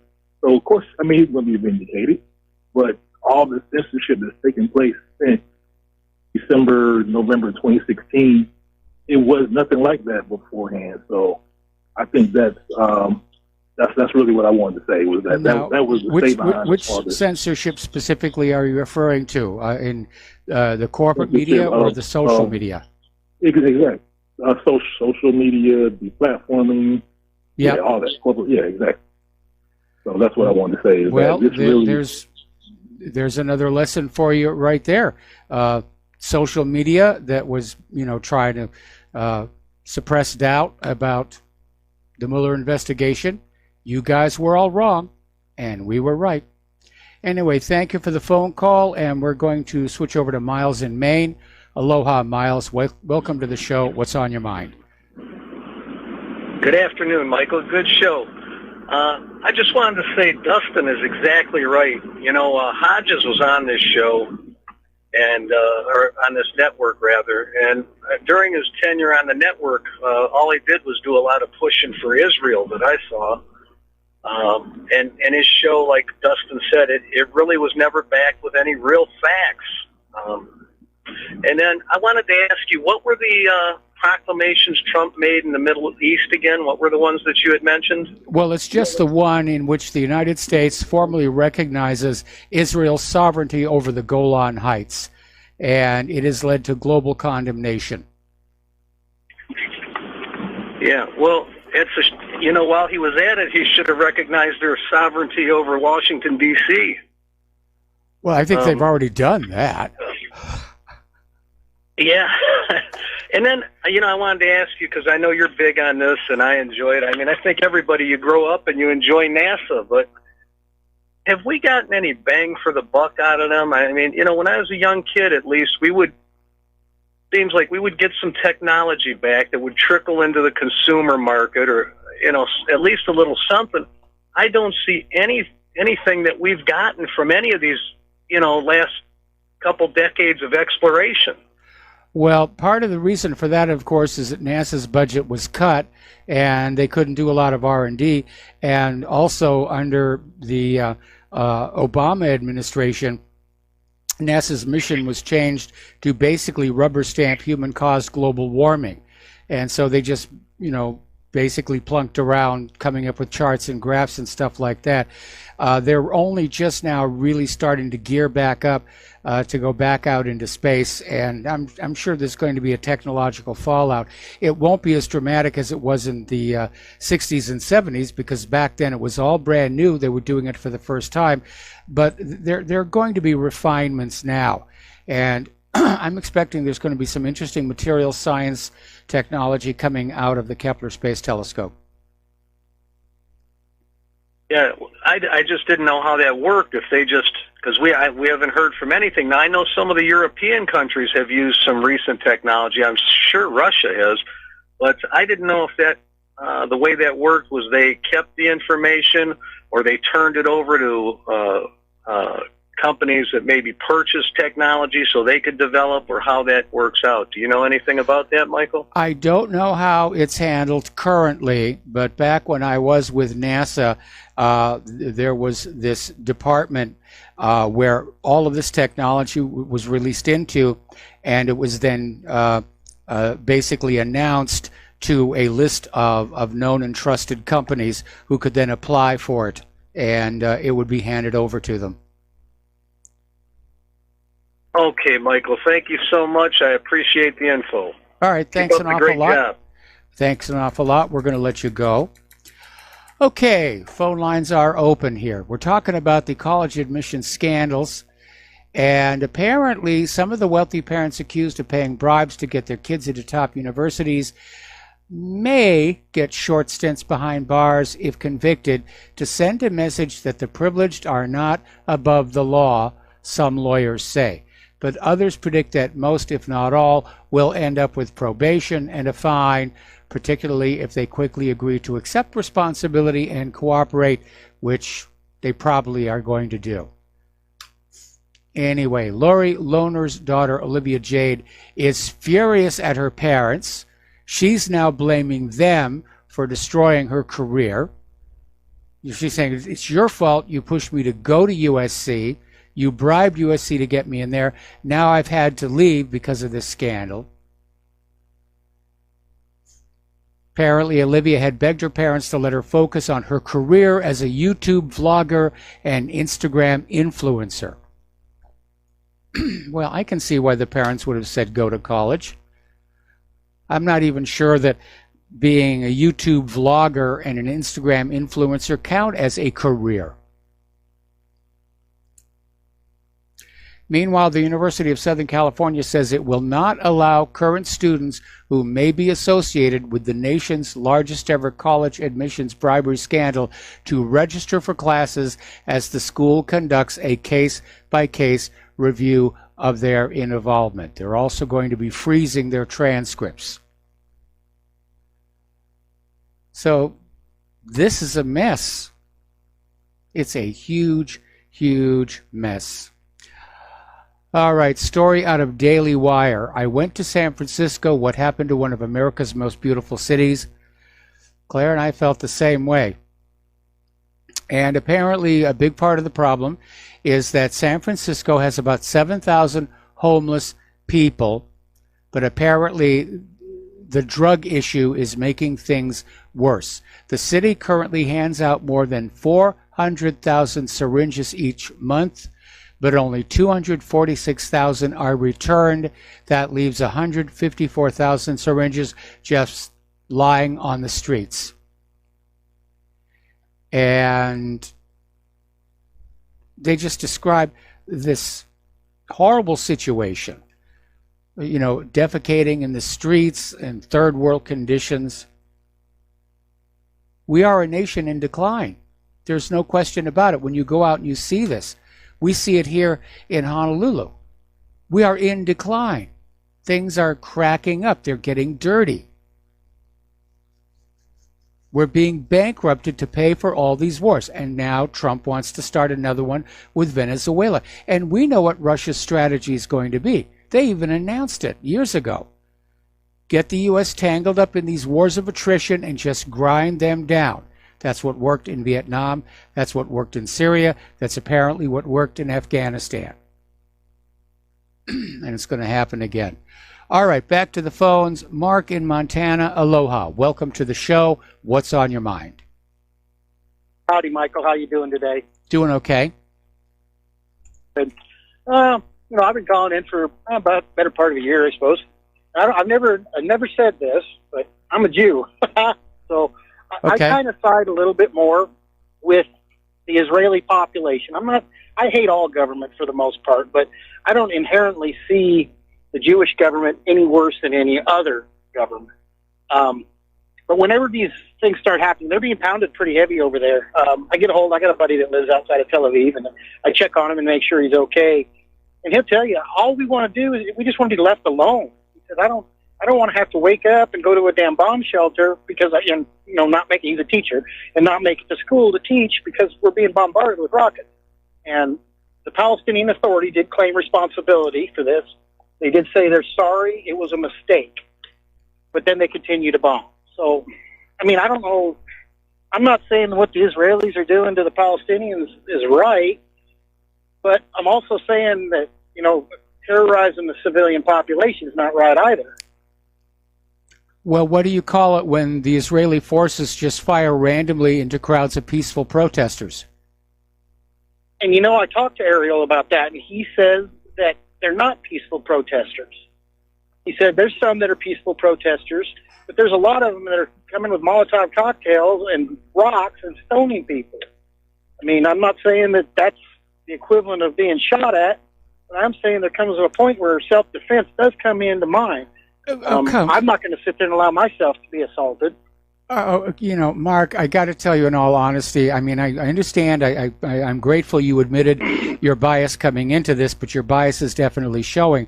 You know, those Israeli soldiers who are shooting into the protesters, they're shooting from 100 yards away, way beyond the range somebody can throw a Molotov cocktail. They're shooting from inside reinforced bunkers.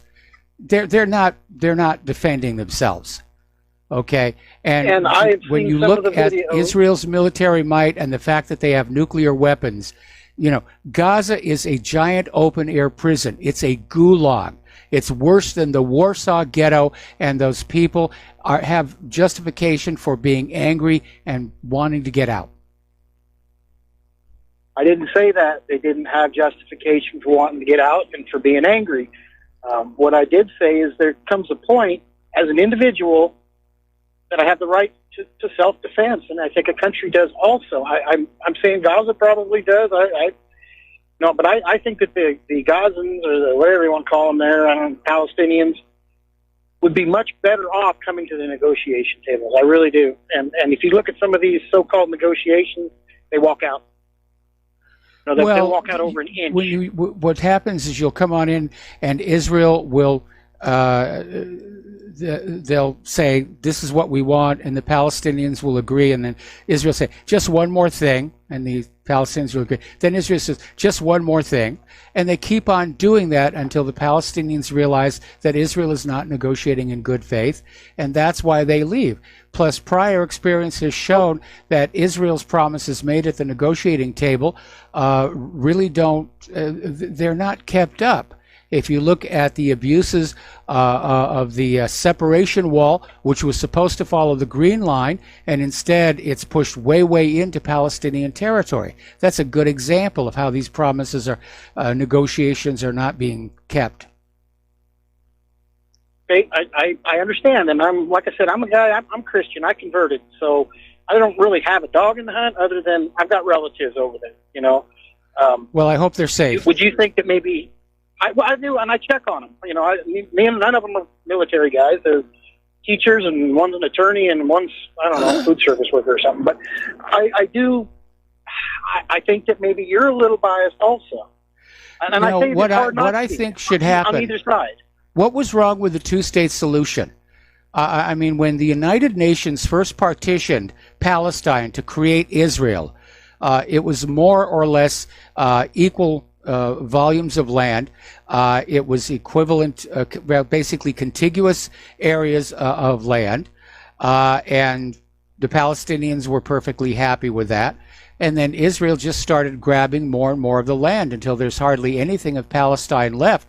And you can understand why the Palestinians are very upset about that. Now you've got Donald Trump coming on in with his deal of the century that is demanding up front that Palestinians surrender their right of return, which they were promised not just by the United Nations, but even by the government of the newly formed Israel. And now Israel's trying to renege on that promise. I'm not saying there's not a lot of politics involved in it. I'm really not. And the only reason I maybe am a little more biased towards Israel is because my mother was a Jew. Okay. What I am saying is I look at some of these screaming Muslim preachers, whatever you call them, imams, and what they're saying is not conducive to peace over there. They're really not. And I've read the Quran. I've read all three versions, the one that's been sanitized for the West, and the two versions that are out there that were actually translated directly from the Middle East language. Anyhow, that was directly translated without being sanitized and taking all the bad verses out. There's a lot of really bad things said in there about both Christians and Jews and non-believers in Islam. Yeah. And they preach that, and I know they preach that, okay? I'm not saying that the Jews aren't preaching something totally different. They're, preaching that they're the chosen people and all that. But how can I, as a very almost unbiased observer, because I say I tilt a little bit towards the Jews, that doesn't mean Israel, how can I listen to some of that crap that they spew and some of the crap that these guys are getting on the internet and spewing when you say, gee, I wish there was peace, and they come out and say, well, the only peace is going to be when we run all the Jews into the ocean. I mean, how can that? Well, you've had Jews who said exactly the same thing about the Muslims, and for that matter, going back to the Crusades, you had the Christians saying exactly the same thing. Here's the issue that you need to get out of your head, okay? Israel is not defending itself. It is the aggressor. And all you need to do is look at the maps of Israel and Palestine from the time of Israel's creation to the present. And you will see that it is Israel is the aggressor, and it's the Palestinians who are trying to defend themselves. So here's my question again, and I'm just asking because it's the Jewish thing to do. You ask a lot of questions. So when the Palestinians send these barrages of missiles in, and I have no doubt in my mind that they're doing this, my buddy wouldn't lie to me. It's like he said, I just want peace. He said, I'll help anybody that needs help. I just want peace. He's there. His brothers are there. Yeah, well, Israel and Gaza are shooting missiles at each other right now, and I wish they would stop. Exactly. Okay, but you see, you've got your events out of order. There was that first missile, which apparently Palestine is saying that was launched by mistake. Then Israel retaliated, okay, and then Gaza fired back, and that's how it got going. It's not like Gaza launched the first missile and then uncorked a whole bunch more. They were responding to Israel's retaliation. But Michael, remember what Gandhi said? I'm sorry. An eye for an eye and a tooth for a tooth, and soon the whole world is blind and toothless. Again, Israel is the aggressor. They always have been. Look at all the illegal settlements in the West Bank. They're constantly stealing the Palestinians' land. The Palestinians are the defenders. Israel is the aggressor. Anyway, Mark, we've got to let you go. We're almost out of time for this segment, and I need to switch over to Jack in California. Aloha, Jack. Welcome to the show. What's on your mind? Aloha. Thank you for taking my call. I wanted to interject with this gentleman and engage him, but apparently maybe he is still listening. And what I'd ask is let's be cognizant of the 1933 Transfer Agreement and the Balfour Declaration, what created Israel. Furthermore, let him address the Greater Israel Project and their initiative. What have they been doing? Right? They've been expanding throughout the Middle East, and they're using their proxy wars through Great Britain and the United States military in order to accomplish that, and then essentially establishing World War III via immigration to Western Europe, the United States, with all these displaced peoples through culture clash, like Sharia law, Muslims, and sub-Saharan South Africans who are living in the bush. So this guy really Nevertheless, I just wanted to end with that. I'll let you interject, but they want to control the narrative and they want to rationalize their actions, and that's as simple as that. That's what I'm hearing. Well, I was listening to Netanyahu was talking about the Golan, and he was saying that we captured the Golan in a defensive war. There's nothing defensive about it. Israel's the aggressor. The United States is the aggressor. And it's silly for anybody to try and pretend otherwise. Like I said, go back to the maps of Israel and Palestine, starting from when it was first created to the present, and you'll see who is pushing who off the map. Absolutely. And the map's Israel is just getting bigger and bigger and bigger. If you look at it every decade, it expands. It's essential that this guy's calling in and he's offering his narrative, his perception on the matter, and really what it's a representation of is the thinking of common Jew, whether they convert to Christianity or not, because a lot of these churches are also Zionist-run Jack, churches. I got to let you go. I'm sorry. We've got to take a break for commercials. I got to let you go. Thank you for the phone call. We'll be right back. And aloha, America. Welcome back to our show. And Bayer stock sinks after a second court rules the weed killer causes cancer, glyphosate. And Bayer shares plunged more than 12%. So that one drop wiped out almost $8 billion from Bayer's market value. Now, Monsanto apparently is asking the Trump EPA to okay a new pesticide they're bringing on called dicamba. And like glyphosate, it works together with genetically modified seeds so that, in theory, the plants grown from the genetically modified seeds will not be harmed by the dicamba, but other plants will. The problem is this dicamba is very light, very fine. It can get caught up in the wind and get blown onto neighboring farm fields where it would kill the plants there, unless, of course, they were being forced to buy Monsanto's GMO seeds. So apparently Nathan Donnelly, a senior scientist with the Center for Biological Diversity, is out there saying use of this dangerous, uncontrollable toxin should be banned, not expanded. With millions of acres of crops, orchards, and natural areas already harmed by this volatile herbicide, Trump's EPA should reject Monsanto's self-serving request to dramatically escalate its use. We're going to have to be really careful about the food supply, not just for this year, but probably for the next 3 years. This massive flooding from all the snow that we had this last year, that stuff that everybody said we were never going to see again. We had a lot of it. It's melted. It's just devastating the farms and ranches throughout the Midwest. Apparently, something like 1 million calves have drowned. And so food is going to be in short supply this year.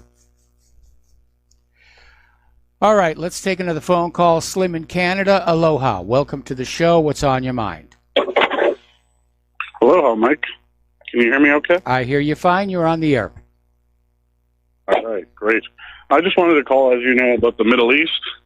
You had that call earlier that was somewhat defending Israel, and he's saying how he has a buddy over there, and his buddy obviously has been conditioned, right, as most people there that have been conditioned to think that, these people are bad and we're good and this and this. There's always the alpha and the omega, and then you have Israel.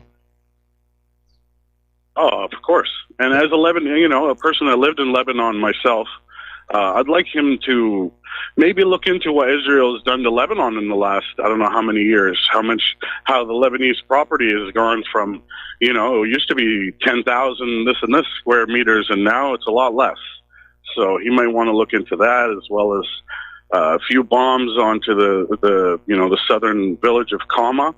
They dropped bombs onto one UN building, killed about 360 people, women and children, just three men, and the rest were women and children. The village had to rebuild. 3 years later, same thing, bombed the same UN building. You would think they learned, maybe we would put some anti-bomb stuff over the UN building, but no, they just laid out the whole village again. So these men had to rebuild, right, and do all that over again. This is what, I have nothing against Israel or the Jews or anything, or Hebrews or any, because there's a lot of Arabs. There's a lot of Arab people that live in Israel, and they're perfectly fine, right? And there's a lot of Christians and this and that live in Israel, and they live perfectly fine lives. But the Palestinians are treated like, pardon my French, crap. I mean, I'm trying to, keep it good for the radio. Well, I appreciate that.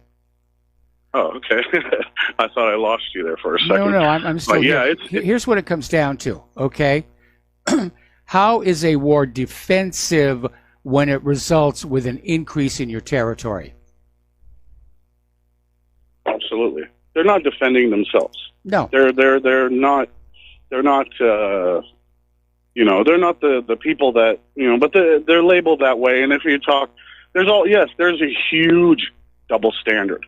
I've seen it. I've been banned from Facebook multiple times because of it. You say one thing about white people, hey, it's no problem. Say anything about Muslims or Jews, good luck. You're castrated. They'll ban you as fast as possible. And I've experienced that personally. And unfortunately, what can you do? It's unfortunately the way it is. If it was up to me, it would be like, I would say, listen, it would be like, I would be like the father to two children. I would say, listen, you just take your side and you take your side, and let's just live the rest of our lives in harmony. Let's draw out the lines and this and that. I know there's no the two-state solution and this and this and this. In my personal opinion right now, it's just like with how we the white people slaughtered a bunch of Native Americans to create North America. But you know what? Canada's a beautiful country as a result of it. So I'm not, and this and that. What's done is done, as far as I'm concerned. What's done is done. What happened, happened. Okay, yes, we lost. Our side lost a lot. This and this. Even with respect to Lebanon, I'm willing to say, okay, just draw your boundaries. Say this is your country, and we're good. I can hear the music. Yep, I'm going to have to let you go. I guess you're probably going to let me go, eh? Break. Thanks, Mike. We'll be right back after these few words. Aloha, America. Welcome back to our show here. Now, we've been talking about the opioid crisis. And we know that the pharmaceutical companies pushed it because it was a big moneymaker. And it's hard to see a moral difference between these guys in the white coats at the pharmacies and the guys in the blue jeans down there on the street corner, because that's all it's about, pushing the stuff. Now, a lot of attention has been pushed on Purdue Pharmaceuticals, which makes OxyContin, and they've been the main target so far in lawsuits.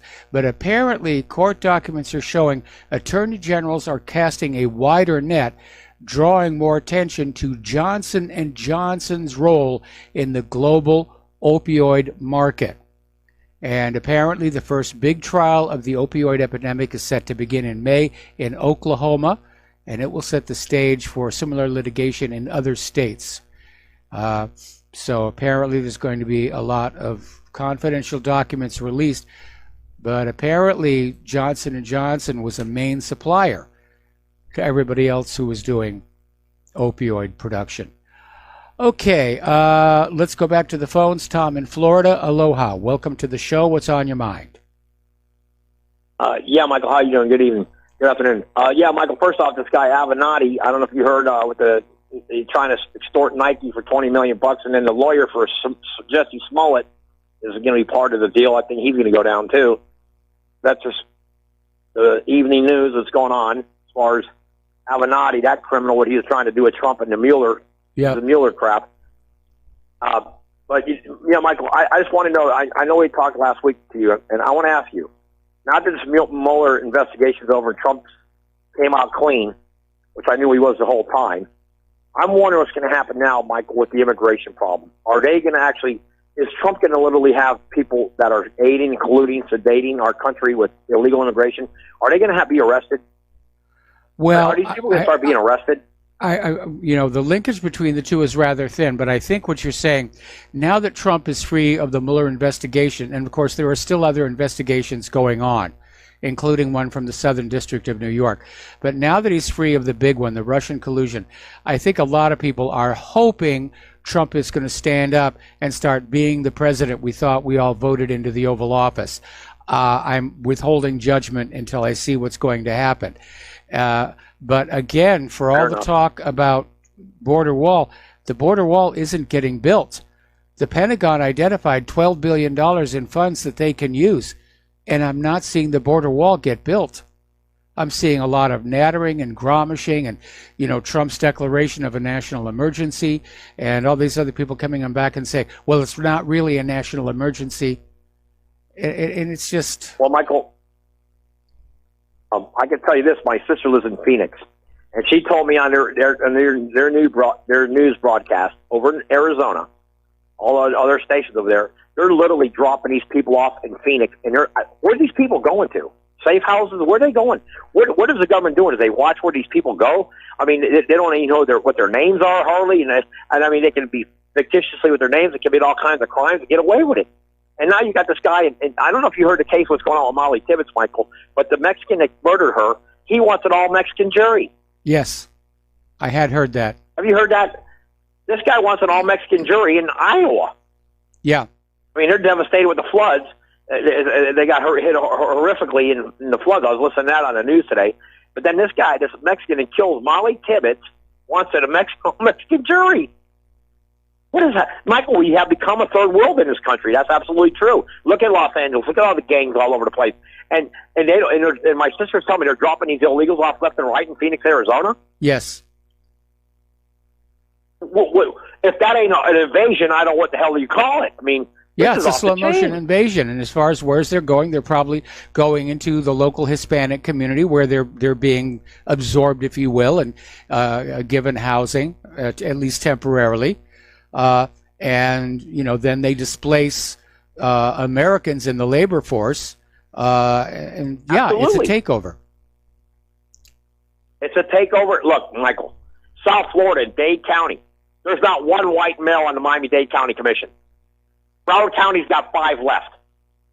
They had that in the Fort Lauderdale Sentinel about 2 months ago. They had an article about that. Finally, they put an article. I mean, this not coming here to compliment you. They're coming to take your lunch and eat your job. I mean, they're trying to take your job, eat your lunch, and wipe you out. And it's funny, Michael. I don't know if you saw a chance to see what Israel. You saw Netanyahu today in the White House with Trump. Yes. Okay. What is the first thing Netanyahu gets up there and starts speaking on the lectern was? Oh, we're going to protect Israel at all costs, and we'll go after them. Well, here Trump's trying to do the same thing in the media here, and his left-wing communists are trying to stop the guy. But in Israel, they got a free pass to build a wall around their whole country that's paid by American taxpayers' money. And you know what? When you don't see 5 million Muslims sneaking into Israel, nope, it'd wipe them out. They'd be totally wiped out. It wouldn't be a nation anymore. He'd be part of greater Syria or Iran. But here's the point. The wall is one thing, but the Congress will not act, Michael, on any laws on the books that say if you come here illegally, you will be crossed back to that border. You poured it out of here like David Dwight Eisenhower did. You remember the operation he did back in the 50s, correct? Yeah, Operation Wetback.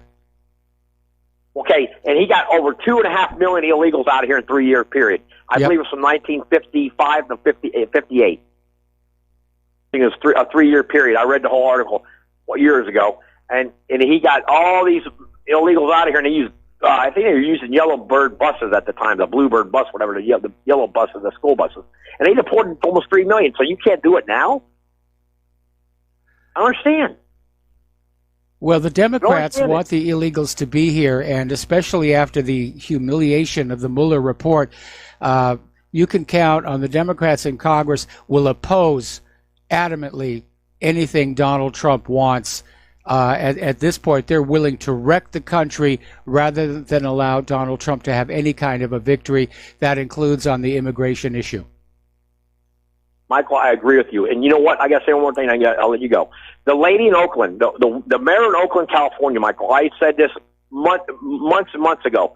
I called a few radio stations, and I told all the other hosts, I said, listen, if that lady's not being arrested by Trump, then you know what? It's like hands off. Because that lady right there, when she was telling them that the ICE was coming to get them, she should have been arrested for sedation, aiding and including an illegal invasion. And they didn't do nothing to her. Well, I forgot her name, the lady in Oakland, the mayor. She should have been arrested right there on the spot. And by them not arresting her for aiding an illegal invasion and incursion of our country, I'm saying to myself, you know what? I know who's running the government, because they're allowing a woman to give a heads up to a raid that was supposed to be happening that never was able to happen because she tipped them off. Nobody. What did Trump do to her? That should have resulted in an obstruction charge. Absolutely. And by them allowing her to get off the hook, Michael, I'll tell you right now, I don't know what's going to happen the rest of it. I believe everything you're saying. The United States is under, I don't know, it's going to be a coup or something. I don't know what the hell is going to happen. It's unbelievable. It's amazing what's happening. It's amazing. And, you know, and then you got Molly Tibbetts, and you got all these other women getting murdered by Kate Steinle. The guy was deported 5 times. Yes. And, Michael, I was wondering, did the Steinle family ever sue the state of California for that? I'm not sure that they would have standing to sue, but I don't know. We should find a lawyer and find out. 5 times he's deported out of the city of San Francisco. I mean, I'm wondering if Molly Tibbetts' family can sue for her being murdered by an illegal that had no papers or whatever the heck he was in Iowa. I mean, it's just unbelievable. And there's not a crisis at the border? Who are these people kidding, these Democrats? I mean, these imbeciles. And you got that shifty shift. And I don't know if you had a chance to see Mark Levin's show the other night, Michael, but that was pretty heavy what he was saying. Levin was really hitting it home, I can tell you. Good. I'm not a great fan of his, but he was pretty on the money there. So, I don't know. Now that Trump's off this Mueller crap, hopefully he can do his job as president, and he can really start deporting all these people who shouldn't be here. You come to this country, you got to come here legally. Not illegally and get $74,000 a head. People don't make that half that money working, Michael, in this country. $74,000 per illegal per year. Yep. That's almost unbelievable to me. Huge cost to the nation here. The problem is that Trump is going to have to get the laws changed, because the way it works now is these people can be deported, but only after they're allowed to have a hearing to plead for asylum. And the system is so log-jammed and backed up, it can literally be years before they get that hearing, during which they can basically do whatever they want inside this country, including vanish from any view. So it's a totally messed up system. But Trump would have to get that system changed. But again, because of the humiliation of the Mueller report, we can count on the Democrats in Congress to absolutely oppose anything Donald Trump wants from now on. Okay, Michael, let me ask you. These people are coming here, they don't speak English, but there's a whole giant continent down in South America. Why don't they go down there to, I guess, like Colombia or Peru or something? Why are they coming here? Well, because Colombia and Peru have strict border controls, and they're not handing out free stuff. Exactly. It's all about the money. Look at that's another interesting subject right now with Cuba and Venezuela. The Russian soldiers are going into Venezuela. I hear all over the news today, and I don't know what the hell they're saying anymore. It's off the charts, man. Yeah, well, apparently they've also set up an S-300 missile battery around one of the military bases near Caracas. I think I told you last week, Michael, before you can even go into Venezuela, you're going to have to take care of Cuba. It's a two-pronged deal, because if you remember, 40,000 Cubans are around Maduro. So before you can even, take out Venezuela's military complex, you got to go after Cuba, because they're the ones that are propping the whole thing up. So, well, I don't know how Trump's going to deal with it. I don't know. Looking at a map, I'm not sure that's an absolute given. Anyway, listen, Tom, we're going to let you go because we're getting short on time Thank and you, the sir. phone lines are loading up. So we're going to switch over to Stuart in Dade County. Aloha, Stuart. Welcome to the show. What's on your mind? Yeah, Mike. You know, I don't think it's it becomes any surprise. Donald Trump's not going to do anything. Donald Trump could have destroyed his enemies by releasing the House intel documents. He wouldn't do it. He made all kinds of excuses. He's got Rosenstein in there. Rosenstein signed off on the Pfizer warrants. Still there. Yes. Okay? And then, of course, you mentioned what's going on at the border. The guy is he's a total BS artist. And but my second point is, even if Donald Trump was a good guy, the system is so corrupt that the only way anything is going to get done is either possibly by a collapse like you talk about, yep, or if we had a real leader in the office. These are the situations that require a military coup. I know for Americans that's a strange thing to say, but this whole system has to be reorganized. And how can you go to the Congress, which is in the hands of your enemy, and will continue to be in your enemy because they get the money to run, and nobody else does, and everybody else is kept out. So your thoughts? Well, you know, you've pretty much nailed it on the head here, and that's why earlier I said I withhold judgment until I see what Trump is actually going to do. Yeah, he's been co-opted by the system, the deep state. He's going along with the war agenda. I mean, this guy campaigned on ending the wars, but then so did Obama back in 2008. And we're still fighting all these wars of aggression, of invasion, of regime change. And it's horribly disappointing. And if Trump doesn't do something about that border, it's going to wreck this place economically. Here's why he's got to move expeditiously on this. We have all these illegals pouring into this country, going into a period of serious food shortages because of the massive flooding in the Midwest. Those two lines are going to cross. Hungry mouths coming from up south, okay, and less food coming from the Midwest. When those lines cross, you will have rioting in the streets. Yeah. One other thing, and then I'll sign off. Is there was also a student suicide at Parkland. I think it was the second one. Was the second one? Yeah. I thought it was one you had up there about Sandy Hook, but I think there was 3 incidences in the past week or so in Parkland. But I see at least one. So, yeah, there were 2 at Parkland that I'm aware of, and then there was a suicide involving a Sandy Hook parent. In fact, it involved the guy who was videotaped laughing as he came out of the building. Then when he came up to the mics, he just had to work himself down to being sad for the cameras. So everybody had him pegged as a phony. Wow. All right, Mike, I'll let somebody else get on. Thanks. All right, thanks an awful lot. We're going to switch over to Raleigh in Minnesota. Aloha, welcome to the show. What's on your mind? Hey, Mike, I don't think it was Robbie Parker who was parent. It was another gentleman, but I don't really know. I don't have the news story in front of me when it comes to the suicide, that Sandy Hook parent suicide that happened within 2 weeks. It's absolutely amazing. You know, I think Hogg is definitely going to exploit these suicides going on. We're going to hear a whole media input about it in the next coming weeks, but that's not a reason why I call, Michael. I don't know if you knew this, maybe got lost in the shuffle with all the media headlines, but the spy master, Ruffy Aton, passed away at 92. Yeah, I did see that. I did see that. And I just wanted to comment. I know that you're got a little bit of time left. I wanted to mention that he's known for 2 basic things to the public, for catching SS officer Adolf Eichmann in Buenos Aires, and he was very involved with the Promise software being handed over to the Israeli government, and very influential to the Iran-Contras. Yep. Well, it was an interesting career, definitely. All right. Well, listen, Raleigh, we're coming up on a commercial break, so I'm going to let you go and get back to some news here. Okay.